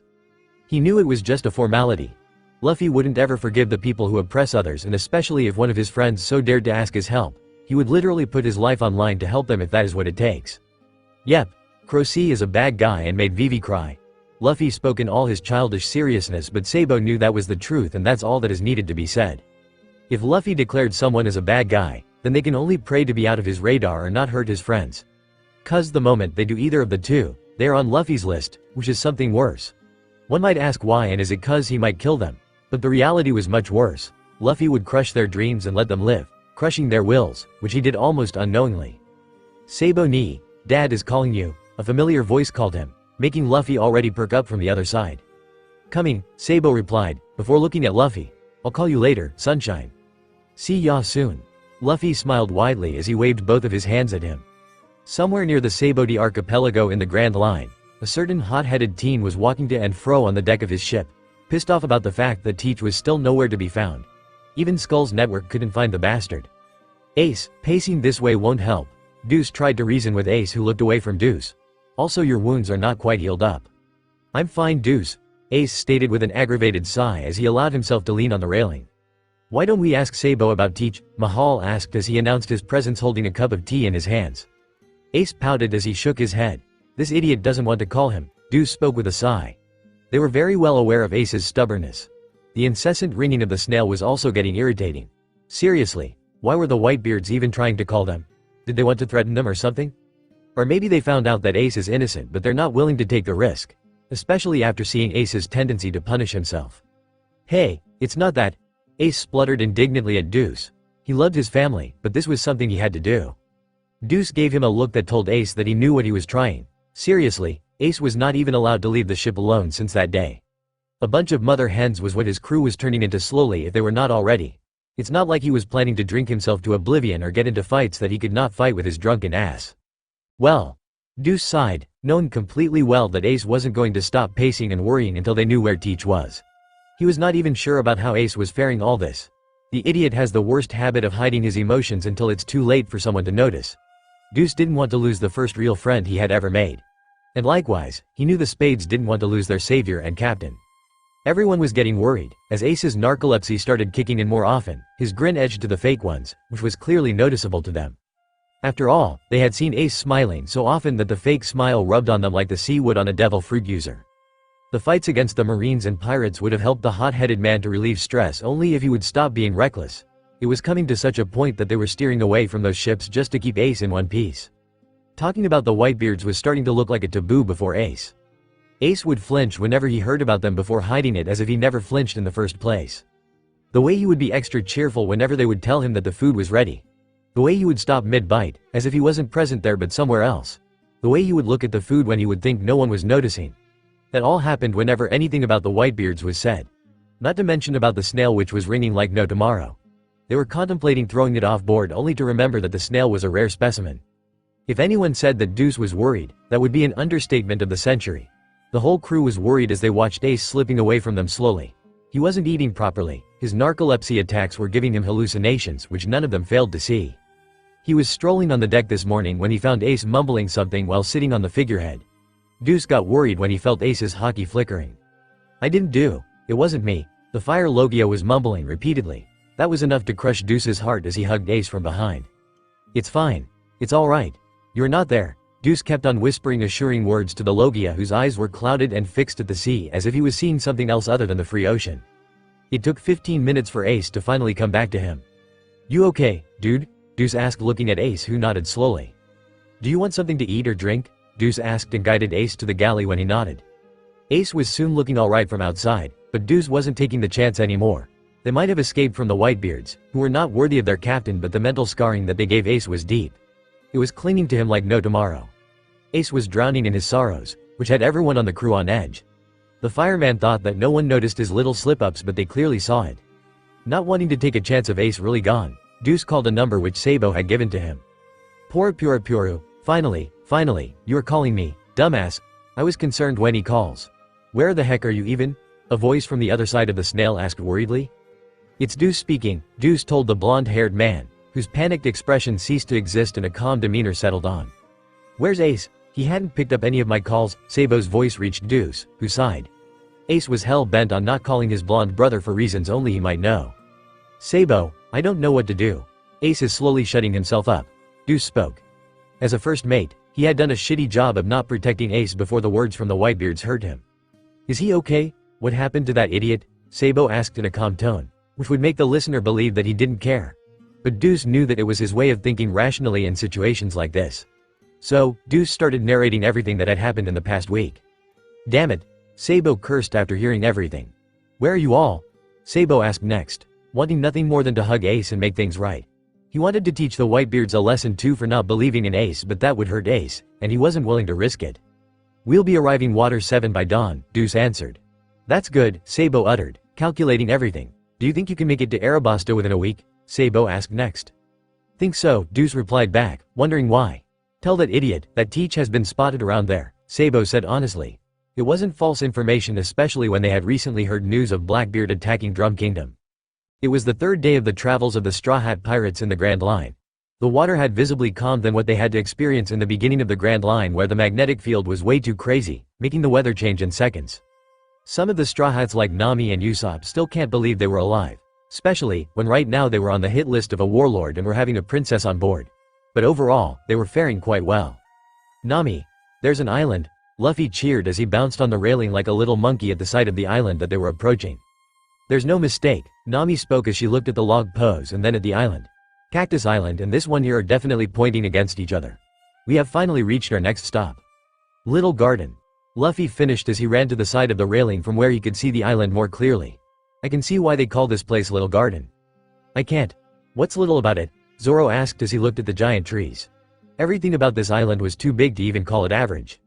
Yeah, this island looks pretty harsh if you ask me. Why the cute name? Nami asked, leaning on the railing to look at the sight of the tall trees and giant bushes which were already beginning to show up. We've to be careful. I can't help but keep remembering the warning Miss All Sunday gave us. Vivi spoke as she petted Kark with worry clearly visible on her face. Why yeah. It looks like a jungle out there. Maybe we are better off skipping this one, Usopp stated, trembling in fear, as he backed away from the railing after taking a glance. No way we are skipping the island, Luffy stated with a gasp as he turned to Usopp with a face that screamed how wrong Usopp's words were. That's right.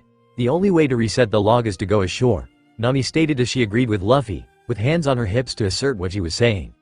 Not to mention, we are in an entire need of restocking of our food supply. We didn't get so much as a sack of flour in the last town, Sanji added as he chewed on the butt of his cigarette. Sanji didn't want Luffy to go hungry because he was unable to stock enough food for him to eat without worrying about them.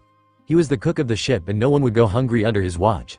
Especially Luffy, since the rubber brain was starving himself without complaining for food. Don't worry Sanji. We will get lots and lots of meat here, Luffy stated as he drooled at the thought of food. He wondered how good dinosaur meat would taste after centuries. Would it be still sweet, soft and tender? Or would it be bitter like some? He can't wait to taste them. You know something which we don't? Zoro asked as he looked at Luffy, whose eyes were sparkling at the sight of the island. It wouldn't be a surprise if Luffy already knew about this island. He had a way of knowing the most uncanny things after all. Yosh, the stories about this island were my favorite bedtime story, Luffy stated with a wide grin as he wiped off the drool from his mouth.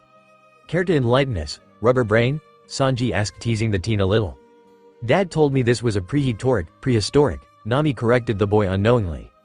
Yeah, prehistoric island where there are dinosaurs and other large animals, Luffy chirped as his limbs stretched, trying to show how much big the animals could possibly be. In his excitement, Luffy failed to see the rapidly paling faces of Nami, Usopp, Vivi, and Kark. Dinosaurs? Usopp and Nami shrieked together, falling to their legs. They didn't want to believe it, but they knew Luffy couldn't lie to save his life, for God's sake. Why, you must be joking, right? Vivi tittered as she laughed nervously, holding the railing so as to not fall down like the other duo. Not to mention, this island has two giants, Luffy spoke in a sing-song voice, stating the terrible revelation to the four already paling ones like he was greeting them on a pleasant sunny morning and not informing them about their possible doom. Guys, I think I can't go to this island disease, Usopp cried as streams of tears flooded from his eyes.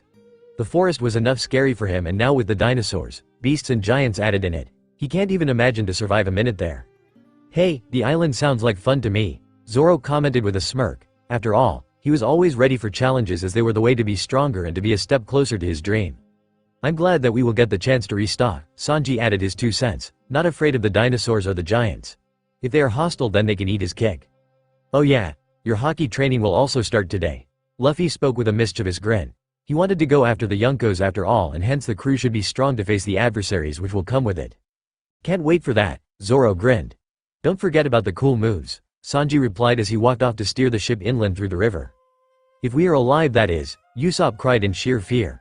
And even if they were alive, then Usopp was sure the whacking which he will get from Luffy in the name of training would leave him half alive or dead. We are going to die. Nami whined, digging the heels of her palms in her eyes. Why the heck did they not take the eternal pose from Robin? Growl. Growl. Eek. Usopp and Nami yelled as they huddled together with Vivi, who was frozen by now. What the hell was that now? Usopp yelled as he dared to peek from the gap between his fingers. He was really praying it not to be any giant or a monster. We are gonna die. Nami screamed as she saw a giant tiger collapsing on the ground, covered in blood. What can kill a damn huge-ass tiger? Whatever it was, Nami did not want to be near that creature in any way.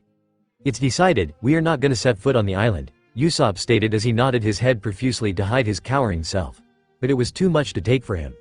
Let's just quietly wait on our ship, and leave the very second our log pose finishes recording, Nami spoke as she tried to button up her fear like Usopp. No way. I want to meet the giants. Luffy spoke as he trembled with excitement. The only thing that was keeping him on the deck was the fact that Mary was getting anchored. Wait, what do you think you are even doing? Nami asked Luffy, praying to every god that they leave that being the food of giants or any crazy big animal. We are going for an adventure, Luffy grinned wide at her, stars literally shining around him. She. Nami covered her face, sniffling. It was too late to stop him, more so, since he had been supposedly hearing about this not-so-little garden for who knows how long. She seriously wants to strangle the revolutionary leader right now, consequences be damned. It would be wise to stay on the ship, don't you think? Vivi asked Nami, who looked at her with tears in her eyes, conveying the same opinion. Boom. Boom. Ek. Usopp flinched as he heard the sound of a volcano erupting from the island. I seriously don't want to go. Usopp cried, as he saw Luffy get visibly excited. Off to an adventure. She. Luffy whooped as he jumped off the ship in a go and landed on the ground perfectly. Wait for me. Zoro and Sanji shouted at once at the rubber brain, who could have fled to venture the island alone. They didn't want the chance to learn hockey and cool moves skip away by spending their time finding their excited captain. Growl. Gyaw. Boom. Gee guys. Wait for me. Usopp yelled as he ran after the monster trio. He knew Vivi and Nami couldn't protect him and he wasn't capable of doing such deeds. Ah, don't leave us alone. Nami yelled as she caught Vivi's hand, realizing that strength was in number. It wouldn't help if they got attacked by the monsters of the island when they would be supposedly left alone. It would be more safer with the monster trio. Quack. Luffy was looking at each and every crevice of the island with fascination. There were so many ancient creatures present there, which didn't help at all in containing his excitement. Especially when the said creatures kept on ogling him from the bushes. Even the flies were not an exception. They even showed the guts to approach Luffy more than the other beasts. You okay, there? Zoro asked as he saw Luffy pouting at another fly that was buzzing around him. They are irritating me, Luffy huffed as he looked at the curious fly, who was wandering near him. He wasn't even using his real form and yet they were getting attracted to him. Since how long haven't you taken a bath? Nami asked as she walked closer to them. She could smell the fresh scent of sea and sun from Luffy, which was technically nice but was enough to attract the flies. I took it last night, Luffy answered as he allowed a butterfly to sit on his index finger. He had been with his mama last night and hence that can count as a bath.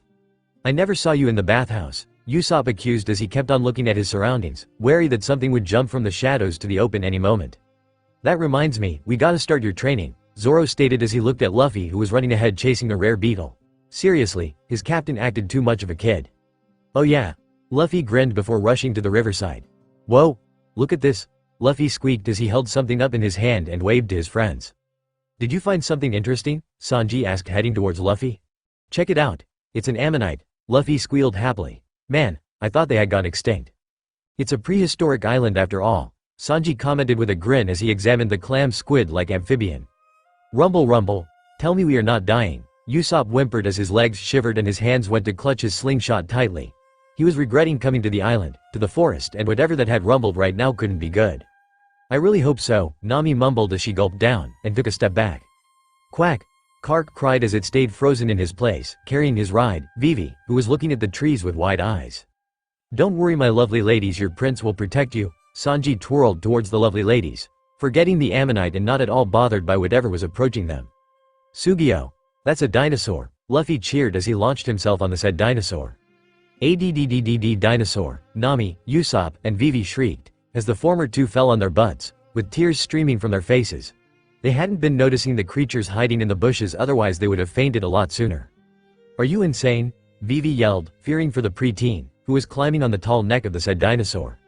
"He'll be fine," Zoro commented, as his eyes never left that of the beasts that were starting to move away from them. He had seen Luffy look at them and then look at him and the cook to shake his head. That clearly meant they weren't supposed to engage with the creatures until they did anything. "They are gone," Sanji whispered as he took a drag from his cigarette and stood beside Zoro looking at the place where the beasts were once hiding. Seriously, what was their deal? Following them around everywhere. And why the hell did Luffy ask them not to attack until they took a step?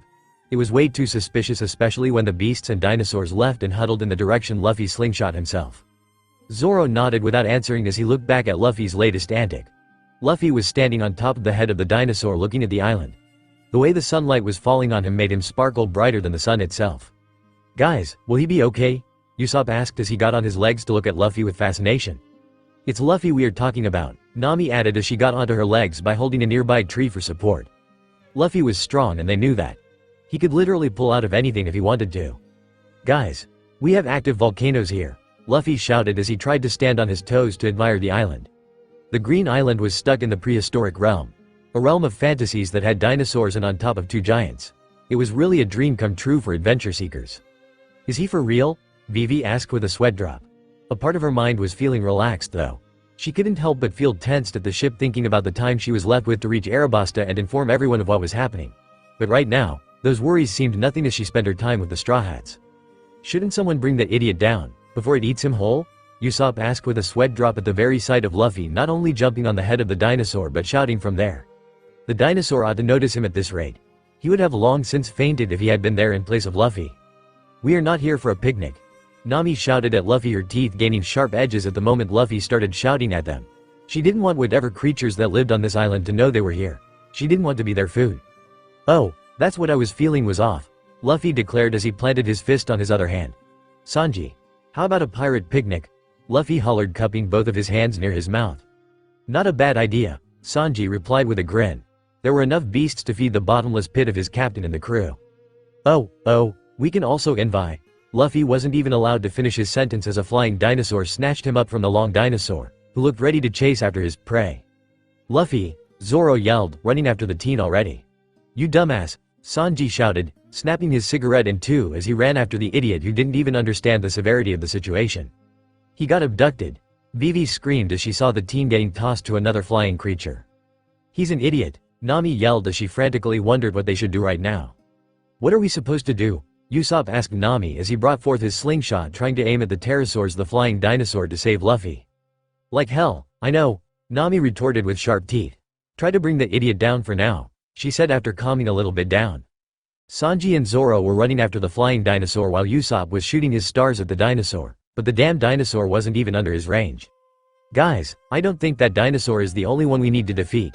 Vivi pointed with shaking fingers at the horde of dinosaurs which were literally chasing after Luffy as if they wanted to take a chunk out of him. "Zoro and Sanji will get them," Nami tried to assure Vivi as her grip on her boo staff tightened. She could see Sanji and Zoro cutting through the dinosaurs and the beasts easily. She could leave them to rescue Luffy, but what if the dinosaurs approached them? She would have no choice but to fight or flee.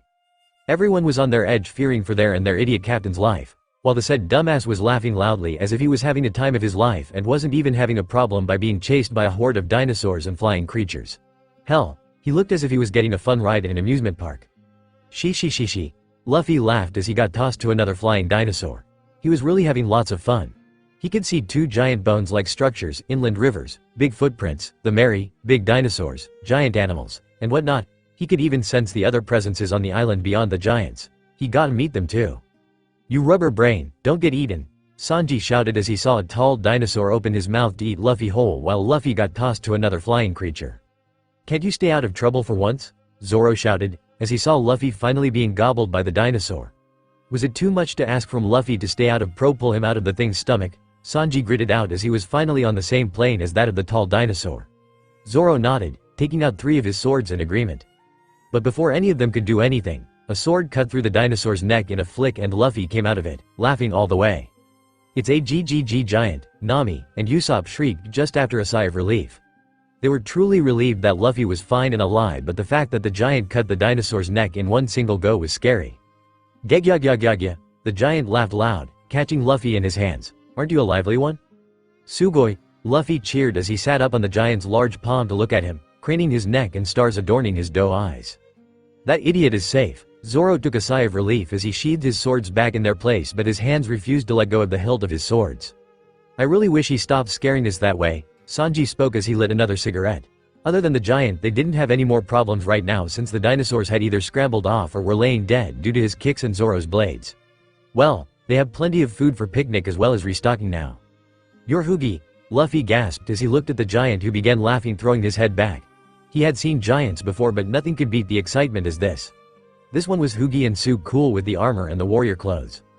"Gegyagyagya, I'm the greatest warrior of Elbaf, Dory," the giant guffawed as he introduced himself proudly to the little captain on his palms. "Yo, I'm Knee Monkey D. Luffy," Luffy announced his name, ignoring the little slip-up which he was about to make, and gave a sunny grin to Mr. Giant. "I'm a pirate."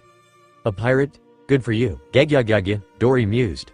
"It's my first time seeing a giant," Vivi conversed to Nami and Usopp, who were looking at the giant with wide eyes. Kark had already fainted with froth in his mouth, making Vivi pet him with her trembling fingers. "Please don't spot us. Please, please, please, please," Usopp and Nami were chanting as they huddled closer to Vivi and tried to peek at the giant. What would they not give to be the giant's food? "I'd like you to meet my friends," Luffy grinned as he pointed to Zoro and Sanji, who raised their arms and waved at the giant nonchalantly. "They are Sanji and Zoro." "We need to get out of here while we can," Vivi suggested, panicking as she started shaking Kark. Nami and Usopp understood and were about to take a U-turn and leave. "And they are Vivi, Nami, Usopp and Kark," Luffy pointed them out, bringing the giant's attention to them. "Shut up, idiot!" Vivi, Nami and Usopp yelled at once, gaining sharp edges in their teeth, angry on the rubber teen who gave them the spotlight. "Join us to our pirate picnic," Luffy invited the giants, ignoring the yells of Nami and Usopp, who began crying about how they had no hope left. "Gegyagyagya, I was about to invite you guys to my home," Dory affirmed his thoughts. The moment he had seen the straw-hatted kid enjoying the rough ride he was getting with the dinosaurs and his friends trying to help him, he wished to bring them to his place. "How about I make the food at your place?" Sanji suggested calmly as he took a step forward. When he had counted the number of beasts they had killed, he had come to a realization they were too many to carry back. At least, if the giant Dory joins them, the food won't be wasted. "That's a great idea," Luffy whooped at Sanji from his place with a big grin. "Gegyagyagya, I like it," Dory boasted as he looked at the other people who were looking at him from the canopy of the trees. This group was interesting to say the least, especially when he hadn't had guests in a long time. Luffy was chatting using his whole body as he sat on the giant piece of meat which Dory himself cooked, giving Sanji a hand to help. Zoro and Sanji were bickering as usual while Vivi, Nami and Usopp were sitting quietly taking bites of their food which Sanji cooked for them. "Luffy is an idiot," Usopp whispered to Nami and Vivi, taking slow bites from the delicious meat. But he really couldn't focus on that right now. "There are skeletons all around us," Nami continued as she looked at the food in her hands. She refused to look at the skulls. She didn't want to picture herself as one of them. "I guess he is attempting to fatten us before he eventually eats us," Usopp sniffled, wondering how could Zoro and Sanji fight each other in such a situation. He didn't even want to know why Luffy was hopping around the giant, because he was Luffy. Vivi, who was listening the quiet whispering of the duo Nami and Usopp, who were proclaiming that they were going to get eaten, couldn't help but sweat drop. From the looks of everything which was going on, she could tell that Luffy and Dory were getting along very well. "Gegyagyagya, your crew is really interesting," Dory laughed as he looked at the fighting blonde-haired and green-haired man. "You bet," Luffy chimed in, rubbing his nose. He was really proud of his crew. "This is really good though, Mr. Giant," Luffy grinned as he bit the piece of large meat he was served after he finished one whole which was given by Dory. "And your cook also cooks pretty good," Dory commented as he ate the meat cooked by the blonde-haired man. "I can cook more, so eat all you want." Sanji smiled as he broke off from fighting with Zoro, who clicked his tongue in annoyance and took a seat near the log before continuing to eat. "I don't mean to pry, but why are y'all living here alone?" Luffy asked as he chewed on the meat. He could feel one more giant on the island, and when he had heard of their story he had thought that the giants would be living together. "Don't they feel lonely if they keep away from each other? Don't you want to return to Elbaf?" "I'm surprised you know of that place," Dory mused, catching the attention of everyone who were now actively listening to the giant. Elbaf, the place of many warriors, was once my home, but I can no longer call it that. Usopp was captivated by the single phrase, many warriors, and was looking at the giant with new light rather than fear. Why is that? Luffy questioned, tilting his head in confusion. Elbaf was a good place to roam around. He had visited the island way back in his past. Though he doesn't know how many things have changed currently. Well, that is something he will see in his journey with his crew.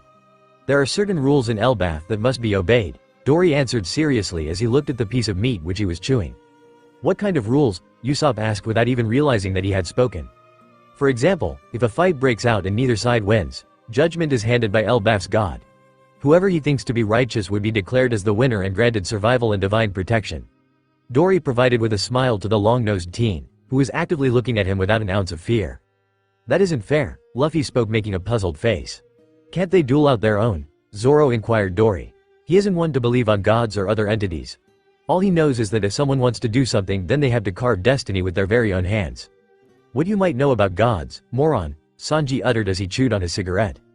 Zoro was about to retort, only for Dory to continue his story. It doesn't matter if it's fair or not, or we can duel or not. All that matters is this is our battleground. As on Elbaf, our god would decide who is righteous and worthy of winning both the duel and is worthy of life. We fought for a century and Elbaf has yet to choose the winner. Gya. Who do you fight with? Usopp asked curiously the next as he leaned in to hear the story. Bragi, another giant who has been living on the other side of the island, Dory answered with a laugh. I can't believe you guys have been fighting for a century, Nami exclaimed with wide eyes. Fear thrown out humans like you. A century might sound a long time, but it isn't, considering the giant's average lifespan is 3 times more. Dory informed, making the Straw Hats widen their eyes at the new information. What is that good about living so long? Luffy mumbled, looking at the meat which was halfway to his mouth. Living for eons alone was not something he ever wants. Not when his friends and families would die out leaving him alone. He has yet not gotten all his memories of his past, but he knew that living for an eternity would have been painful. Even with all the time in the world, won't you think your desire to fight would wane after a 100 years of same battle? At this point, is there any real animosity left between, or are you just fighting to fight? Vivi asked, not getting why anyone would choose violence for such a long time. Boom. Boom. It was the sound of the volcano in the middle of the island which erupted, throwing lava in its wake. But luckily it wasn't even strong enough to come hurtling towards them. That's the signal, Dory spoke as he got up from his place and looked at the volcano with determined eyes. It's time to get going. For the duel? Luffy perked up as he craned his neck to look at Dory, who nodded sharply at him. Why do you quarrel in the first place? Nami asked, looking at the giant. There ought to be a reason for the battles that have been going for a century. Forgot the reason, Dory answered as he picked up his weapon.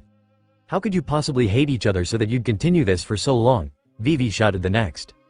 It's not about that. It never was, Luffy corrected Vivi, who looked dumbfounded. Yes, Dory confirmed as he charged towards the arriving giant. It's about pride. Hey, I like that, Zoro mused from the large boulder where he was admiring the fight. Come on. This is our chance to escape. Nami shouted at everyone, who were looking at the fight. No one seemed to budge except for Vivi, who was at Nami's side. Is there a problem, Nami Swan? Sanji asked as he presented desserts to the two ladies instantly. God knows how he produced ingredients for these. I'm not leaving, Usopp stated quietly as he felt Nami looking at him, which made Nami look at him as if he had grown 2 heads. Can't you see?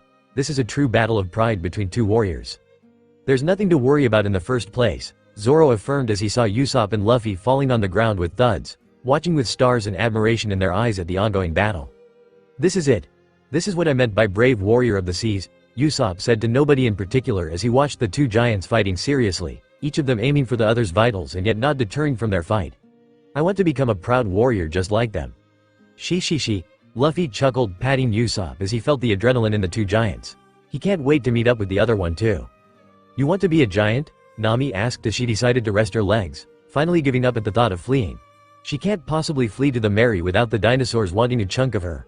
And she was safe with the monster trio here. That's a far-fetched dream, Usopp-kun, Vivi agreed with a sweat drop. Weren't you listening? Usopp asked with a slight retort, but left it to them when he saw the fight getting intense and entering in its final phase. Want to visit the village full of warriors, Usopp? Luffy breathed to Usopp as he felt his friend think of that. Without seeing and hearing, Luffy could feel Usopp declare and nod, expressing his desire to one day visit Elbaf, the village of warriors. Everyone watched as the 2 giants disarmed each other simultaneously before resorting to ramming each other with their shields and falling back with the count of their duels and draws which were totally same. Not only that, after the duel ended they laughed happily like good friends. Mr. Dory, can you bring another Mr. Giant here? We can share alcohol? Luffy spoke with a big sunny grin and doe eyes, which seemed to work on the giant even. I will cook more meat then, Sanji suggested as he rolled his sleeves and brought forth a knife to start his work. They had lots of food after all. Sure, why not? Dory exclaimed as he laughed loudly. Let's go then, Zoro stated as he got up to follow Luffy. He wasn't going to leave the rubber teen after the stunt he had pulled. She. Luffy giggled as he and Zoro started threading through the jungle towards the Mary. You know the way back to Mary? Zoro asked as he looked at his captain who was walking beside him and humming. Yep, Luffy stated with a pop sound. I can always find Mary. With some wrong turns which were taken due to Zoro, who kept on taking another direction, they finally arrived their ship, only to find another giant, the one who was fighting with Dory, looking at their ship curiously by lifting it. Luffy would have snickered only if he didn't feel Mary scared, but Mr. Giant was only examining his ship.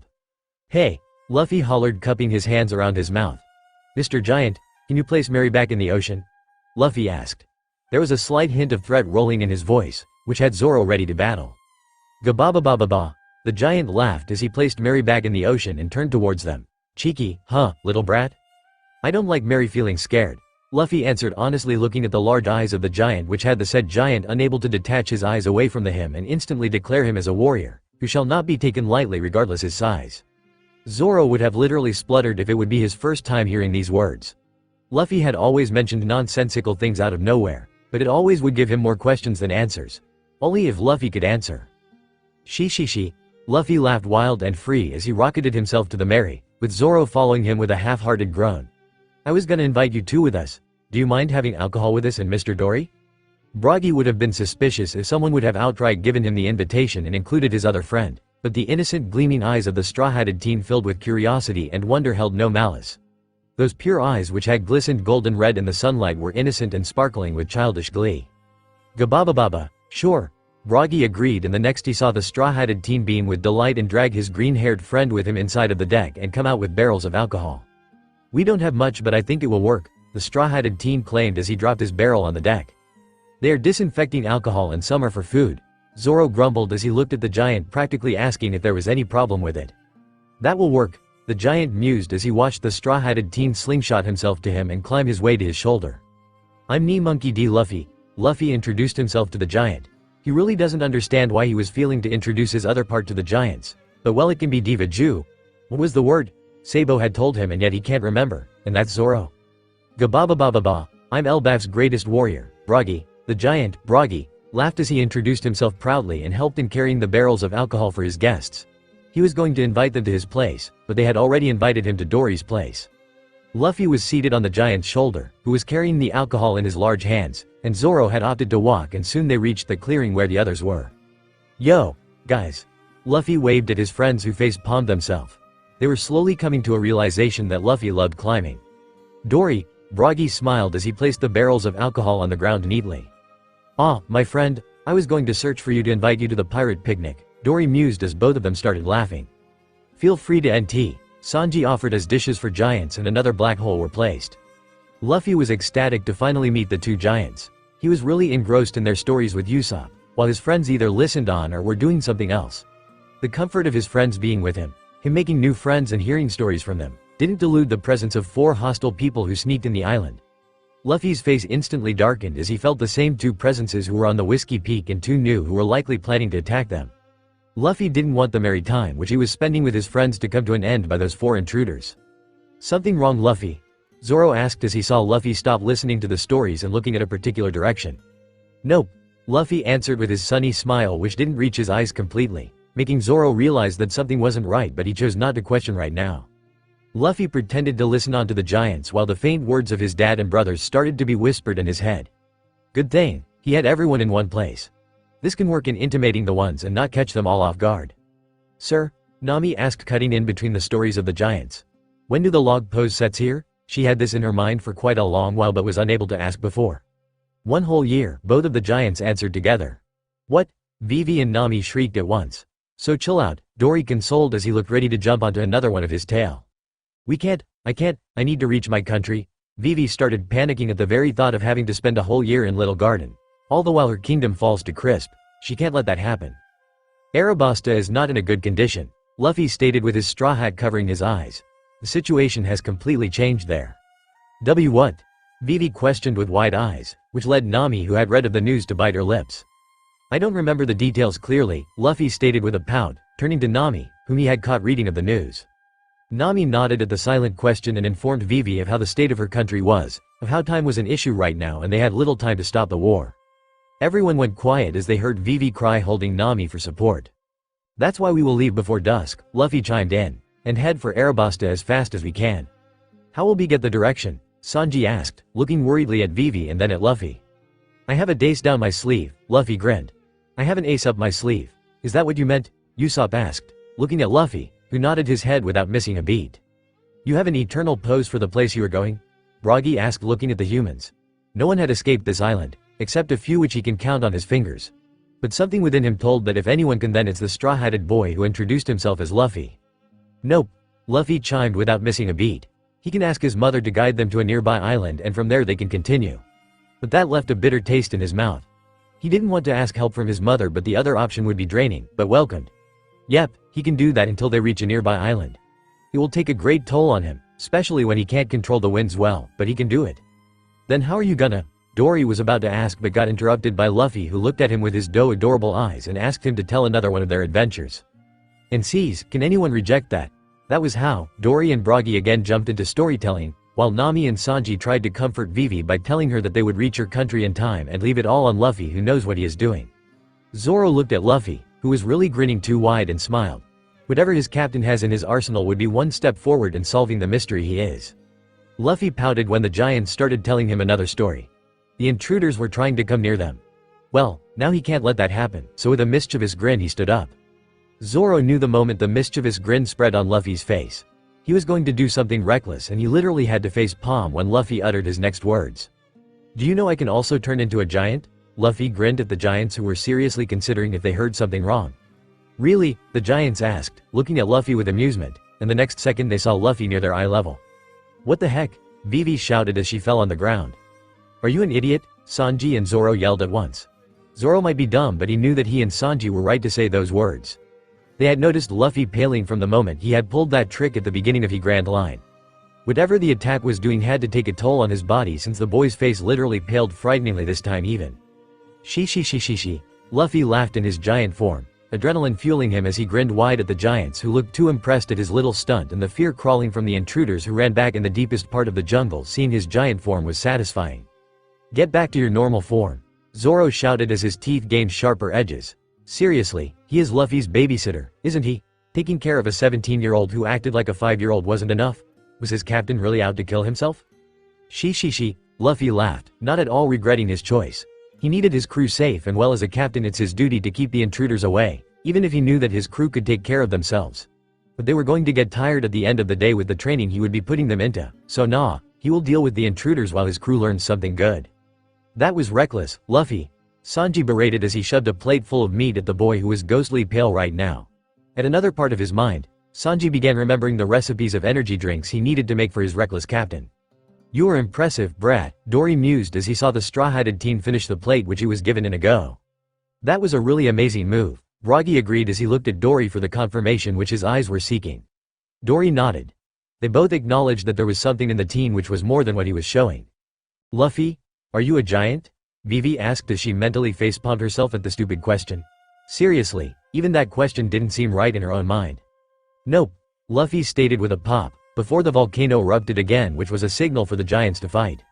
"Duel," Luffy and Usopp chanted as the said giants stood up and nodded at each other, before starting to fight again.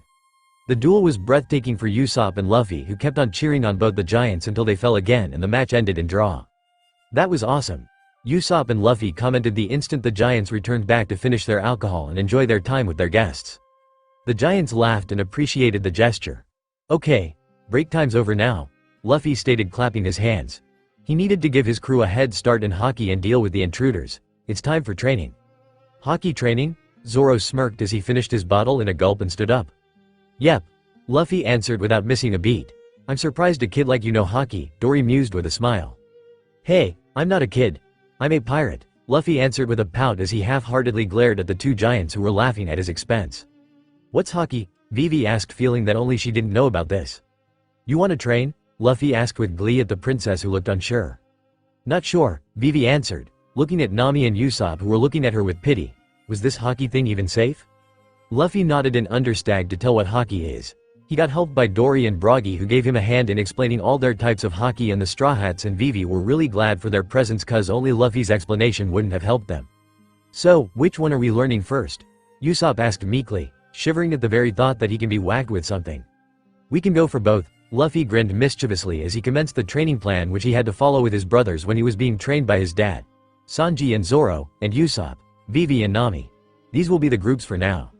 What are we doing? Zoro asked, scowling at his partner for hockey training. A part of him was really glad that Luffy wasn't participating in the training. He didn't want him to get hurt or drain his energy like he recklessly does most of the time. Each one of you will tie blindfolds and try to dodge the attacks coming from the other. Luffy grinned as he saw the girls and Usopp pale. But we are 3 here. Nami spoke, dreading on the fact that one of them can be blindfolded while 2 people would target the other. Usopp and Nami will wear the blindfold while Vivi will attack. Luffy spoke, clearing the doubt and easing Nami's tension. Vivi, please go easy on me. Usopp whimpered as he gulped down the fear and even contemplated if it was worth tying the blindfold resting on his hand. But one look on the giants, the brave warriors of sea, cemented his resolve as he tied the blindfold on his eyes. Sanji and Zoro were glaring at each other when Sanji spoke. Why don't I go first, Moss Head? He asked tauntingly, ready to take the blindfold on and show Zoro that he was better. You jealous, curly brow? Or are you scared that I'll dodge more than you? Zoro asked, raising his eyebrow as he saw his partner seething in anger the next moment. It worked well for him as he tied the blindfold on his eyes the next second and started focusing on to dodge. He was determined to dodge more times than Sanji. Vivi had not voiced her wish to join the impromptu training session, which she was technically asked to join, wasn't sure what to do. She took a deep sigh as she watched Nami and Usopp getting ready to be whacked. She could notice their slight quiver in their posture, but it told her that they were ready to be stronger despite the pain they would endure right now. That steeled her heart as she thought of her country. She needed to be stronger for them. With that, Vivi joined in taking the boo staff which Nami offered her. All the Straw Hats had certain things in mind when they steeled themselves for the training. They were going to get stronger to protect each other, especially Luffy, who is too innocent and gullible. Not to mention their rubber captain is super strong and tends to take matters in his hands, which leads him to get hurt. Luffy approached the giants as he watched his friends crying in pain from the whacking they were getting. At least that will keep them occupied and not seek out for him for the time being. Mr. Giants? Luffy asked as he craned his neck to look at them. They were literally bigger than the old banana mustache man even. Can you look at my crew for a while? He whispered, showing that he didn't want his crew to know that he is going to disappear for a few minutes. The giants looked confusedly at Luffy before nodding silently and giving Luffy a free passage to look for the intruders who were gathering up in a place. On the other side of the jungle, in the small house made of wax, the number agents were planning. Mr. 3 was pacing to and fro while gritting his teeth. 2 of his plans had planned till now, and yet he wasn't going to give up. The island on which they were was a battleground for 2 giants who had a bounty of 100 million each. And then the fact that one of their target had a bounty of 50 million belie. They were not going to leave such an auspicious offer and leave. Moreover, if they flee, then Mr. Zero, their boss, would either finish them off or demote them. The first plan Mr. 3 had come up with was to sabotage the wine of the Straw Hats when no one would be on their ship, but as soon as he and Mr. 5 had reached the caravel ship, he got surrounded by sea kings which they couldn't fight and had to leave. That left a bitter taste in Mr. 3's mouth. The second plan was to sabotage the wine when none of the pirates and the giants were paying attention to them. They would have easily accomplished that only if that another giant wouldn't have appeared from practically nowhere. There was no way they could fight head-on with 3 giants, so they had to retreat back to the hideout for further planning. What's the next plan, Mr. 3? Mr. 5 taunted as he looked at the pacing man. We will catch them off guard, and poor Mr. 3 wasn't able to even finish his words when the door got kicked open. Luckily, none of them were hit by the door. Oops. The intruder who had kicked the open spoke, giggling. Monkey D. Luffy, Mr. 3 spoke calmly as he glared at the kid, who must be in his preteen. A part of his mind wondered why the kid had such a ridiculous amount of bounty. What do we have the pleasure to have your presence here? I came to kick your asses, Luffy spoke, shoving his pinky in his nose. The numbered agents before him were too weak for even his attention. You do realize you have entered the enemy's fort alone? Mr. 3 asked with a sweat drop, but yet managed to maintain his calm demeanor. He could already see the others preparing for his word to attack. 4 versus 1, sounds good to me, Luffy answered nonchalantly. You are going to regret, Mr. 3 warned before addressing his fellow partners. I want him alive. That was all it took for others to attack. You made the dumbest mistake ever, brat. Mr. 5 taunted as he started throwing boogers at Luffy, which turned to bomb. But Luffy expertly dodged it without a care of the world. Take it seriously, Mr. 5, Mr. 3 gritted as he saw another bomb kick of Mr. 5 being dodged meticulously by the little brat who took the fight out in the forest. Damn it, stay at a place, Mr. 5 yelled out, seeing the boy play around. Attack me at once, Luffy spoke. It would be an overkill if he fought one-on-one with these weaklings. You are gonna regret it, Miss Valentine spoke as she giggled and reduces her weight to 1 kilogram and leapt in the air above the brat who wasn't even paying attention to her. Now try to move, squirt, Mr. 3 taunted from the door of the hideout, having successfully trapped the legs of the brat with his wax powers. They are cool, but I don't have time to play around, Luffy stated with a pout and kicked his legs, which broke the wax from his leg in an instant and threw it towards Mr. 3 who had a weird hair. Color trap, Miss Goldenweek called her move the same moment Mr. 5 and Miss Valentine attacked the boy. Luffy just took a step back, having already felt Miss Umbrella coming down towards him, but that resulted in her getting bombed by Mr. 5 and fall unconscious in his place. She, Luffy laughed, holding his stomach, you guys are funny. Why you? Mr. 5 and Mr. 3 shouted at once as they summoned their attacks.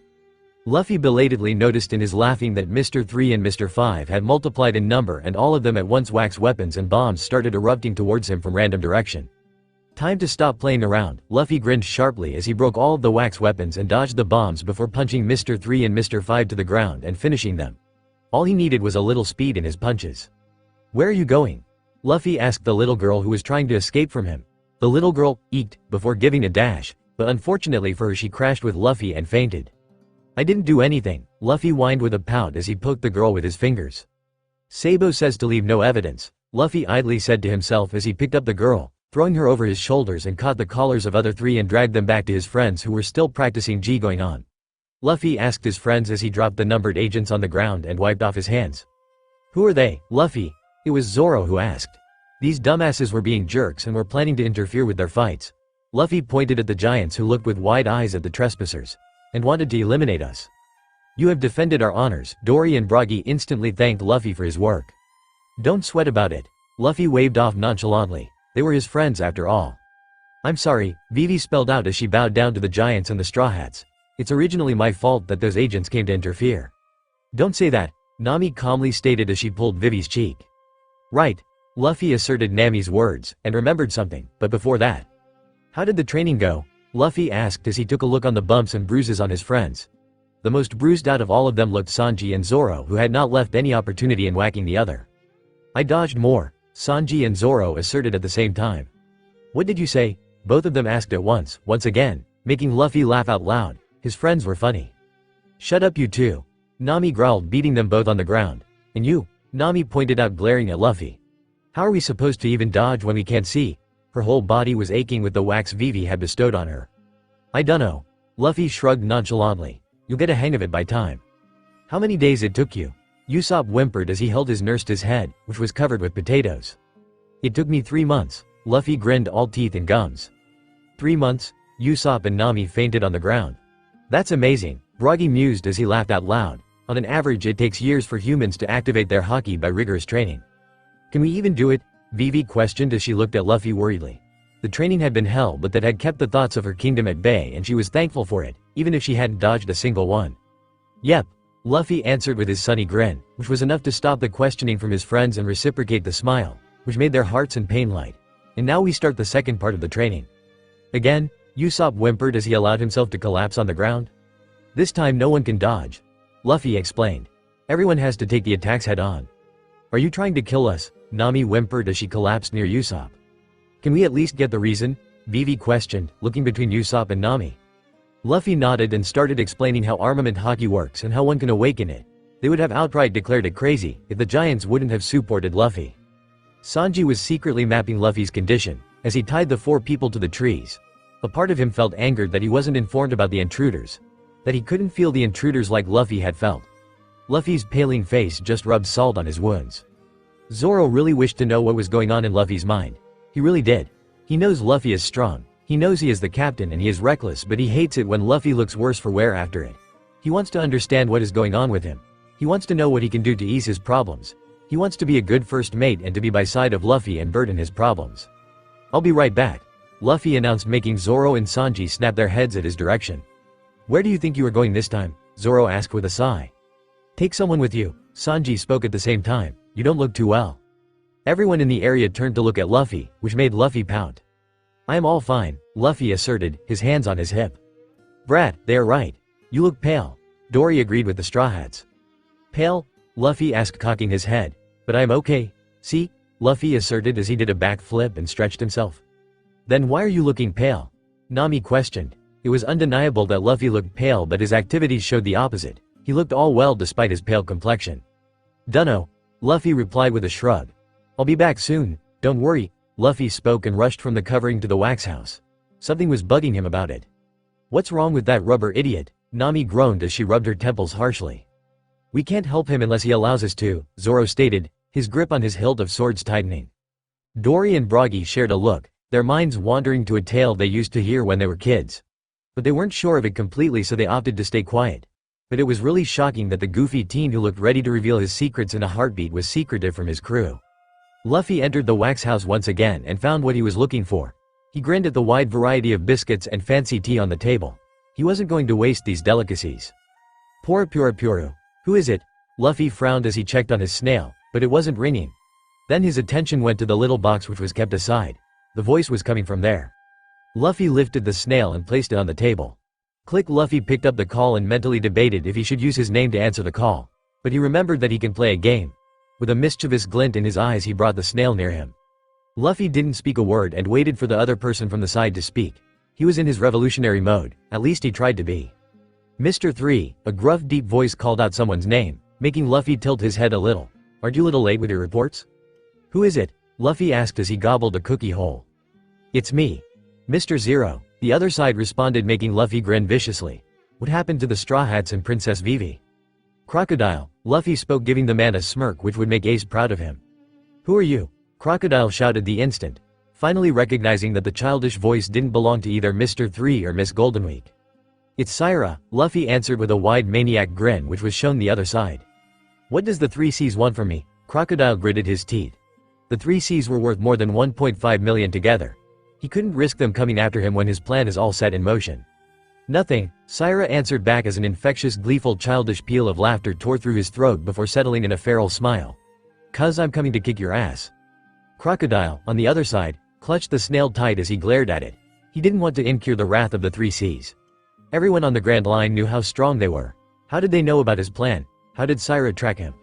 We can make a deal, Crocodile offered, trying his best to not show the anger. He could try to get these pirates by his side. I can give you 50% of the wealth from my plan. He offered with a tight smile, wanting to hide his scowl. They were pirates and pirates loved treasure, or so he thought of the 3 Cs too. Not interested, Syra waved off, placing his foot on the table. 'Cause your plan is doomed to fail. Crocodile gritted his teeth. What do you want then? He asked. He could have collected all his army to go after the 3 Cs, but he knew that they won't win against them. They were the force of nature, as the newspapers and his personal information network have told him. I already told you, Luffy frowned at the snail. Crocodile sure was dumb. He was going to lash on the man and give a piece of his mind when a weird otter and vulture arrived at the window and stared at him. Luffy raised his hand to welcome them, which they obliged and started nudging at him. I want nothing from you, Crocy. That's too bad, Crocodile answered, trying to sound confident. He really wanted to turn this into his favor. How about taking half of a credit of my plan? He tried once again. Are you stupid, old man? Syra grumbled as L. I want nothing from a bad guy like you. Just prepare to get your ass kicked, goodbye. Click. Luffy grinned proudly, already excited to tell this news to Ace and Sabo and his dad. They would be so proud of him. He had not given up his real names, nor he had given his objective. All he had done is warn him. Luffy grinned widely, which seemed to make the otter and vulture look at each other and then back to Luffy.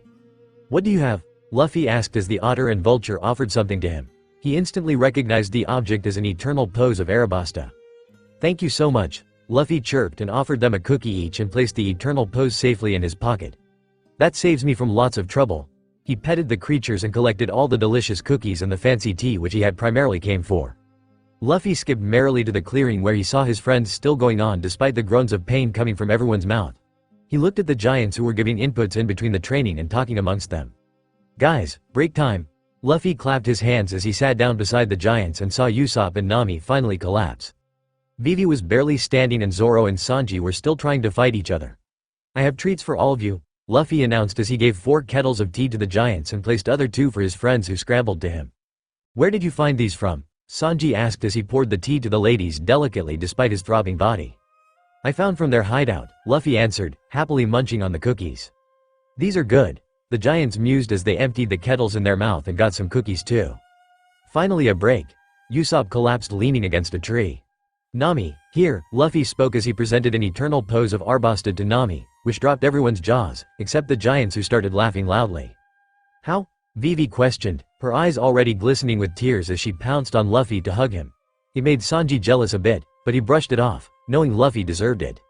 They offered me, Luffy pointed to the otter and vulture who were sipping tea by his side. The Straw Hats shouted, noticing the weird creatures for the first time. Crocea called me though and offered things. Luffy scrunched his nose in disgust. But I told Crocea that I am coming to kick his ass. What the hell? Vivi, Nami and Usopp shrieked. Their injuries forgotten for a moment as they pounced on Luffy for doing something that ridiculous. Gegya, gababa, Dory and Bragi guffawed at the antics of the kid who didn't fail to shock them at all. He truly was a mystery. They couldn't help but laugh more with the straw-hatted kid when they saw Nami, Vivi and Usopp freaking out. Zoro accepting it easily and Sanji trying to comfort Nami and Vivi with his gentlemanly quality. And in all, the kid was rolling on the ground, laughing with glee. They sure were an interesting crew to watch out for. Boom. Boom. It's time again. Dory and Bragi spoke in unison, gathering the attention of the crew who were animatedly running after the kid. Go for it, Mr. Dory, Mr. Bragi, Luffy hollered at once as he saw the giants get up from his place. Usopp jumped on his feet and cheered for the giants as well. Soon the match ended in a draw, making the giants laugh and reach the crew once again. They were having fun with their guest and the kid had saved their sacred match, so why not? Mr. Giants, Luffy called out as he stood on his feet and looked at them. You guys are the best, but it would be really cool if you two worked together, don't y'all think? That way you can go for more adventures than sticking to the island. Don't you want to return to Elbaf? Luffy asked in a breath. He really liked the giants. He didn't want them to be hurt by outsiders coming for their bounty. The giants look at each other, wondering the same thing. Everyone got quiet waiting for the giants' decisions. I bet your friends miss Yaw. Luffy nailed the final nail on the coffin, making the giants laugh and seriously consider it. They can return to Elbaf together. How do you know so much? Bragi and Dory asked at once. She. Luffy laughed as he looked at the horizon and felt the winds ruffling his hair. The sun would be setting soon. The idiot knows just the right word to say. Zoro breathed out as he looked at the direction Luffy was seeing. Everyone who heard him could agree to it. Luffy could in an instant reach to the heart of the matter, and that was what made him Luffy. What shall we do to these guys? Sanji asked, pointing to the four stirring figures. They are of Mr. Dory and Mr. Bragi. Luffy grinned back, making the giants feel really grateful. I'll make sure to visit Elbaf one day, Usopp declared, looking at Dory and Bragi, who grinned wide at him. We will wait for Yaw, Dory and Bragi spoke in Unshin. I guess it's time we take our leave, Luffy added, one hand on his straw hat and a smile on his face as he looked past his new friends to the horizon and the ocean, his mother who was calling for him. I see. Busy, huh? Bragi questioned with a giant smile, to which Luffy nodded. We have a country to free, Luffy stated, which made Vivi wipe off the tears from her eyes. She trusted Luffy's words. Better be careful out there, kiddo, Dory spoke as he brought the kid to his palm and near his eye level. We will. Luffy grinned as the warm and golden hue of the dusk caressed his face, giving his adorable squishy face an ethereal glow. You guys take care of yourself too. The giants laughed as they escorted them to the western side of the island. Our friends are setting sail. Bragi smiled as he looked at the crew who began loading stuffs on the ship. We can't leave them to fend for themselves. That monster lives in the seas to the west, Dory added as his grip on his weapon tightened. I guess then this is it for my axe and your sword, huh? Bragi asked as he held his weapon. Having trouble letting go? Dory queried with a fond smile. Yep, after all, I fought with it for a century, Bragi spoke, letting his eyes go at his weapon for one last time. But if it's for their sake, I have no regrets. Then it's decided, Dory spoke as he saw his new friends getting ready to sail. The giants stood proud as they saw the ocean, where the sea monster could attack from at any moment. The most important reason why no one leaves this island, Bragi started, addressing to his new friends, whose ship had started moving already and was about to leave the island. Lies straight ahead, Dory finished, eyes set straight ahead at the ocean. What? Nami questioned the giants. Luffy, you risked your life so that our pride remains untarnished, Bragi started, making Luffy, who was sitting on the figurehead awaiting for the journey to begin, perk up. Thus, in turn, we must not let your flag of pride be tarnished either, Dory continued. Trust in us and sail straight ahead. No matter what happens, sail always straight ahead, Bragi finished. Got it, Luffy answered with a giant smile. Sail straight ahead, Luffy commanded. Zoro and Sanji looked confused, while Vivi and Nami questioned the giant, but Usopp and Luffy listened to the giant's words without a hint of doubt. Let us meet again, one day in the future. Dory and Bragi spoke in unison and lifted their weapons, the moment the ship left the island and headed straight for the ocean and towards the next island. What the hell is that? Nami shouted at once as the waters began to gurgle loudly. You have finally shown yourself, Island Devourer, Dory spoke, lifting his weapon and ready to strike. In the name of Elbaf, we vow to clear a path, Groggy spoke determinedly. Grab the helm or we are going to be swallowed, Nami commanded the crew. Usopp shivered and sweated at the sight of the giant goldfish which tore through the waters but ignored the orders of Nami to man the helm. We need to go straight. Luffy and Usopp. Usopp held the railing with a slight shiver while Luffy glared at the giant goldfish who was not in its right mind. He can feel his mother's fury on the goldfish for even thinking of attacking his ship. He can feel her wanting to crush the goldfish, but a shook from Luffy was enough to calm her heated anger for a bit. His eyes at the goldfish and his mother conveyed the trust he had on his new friends.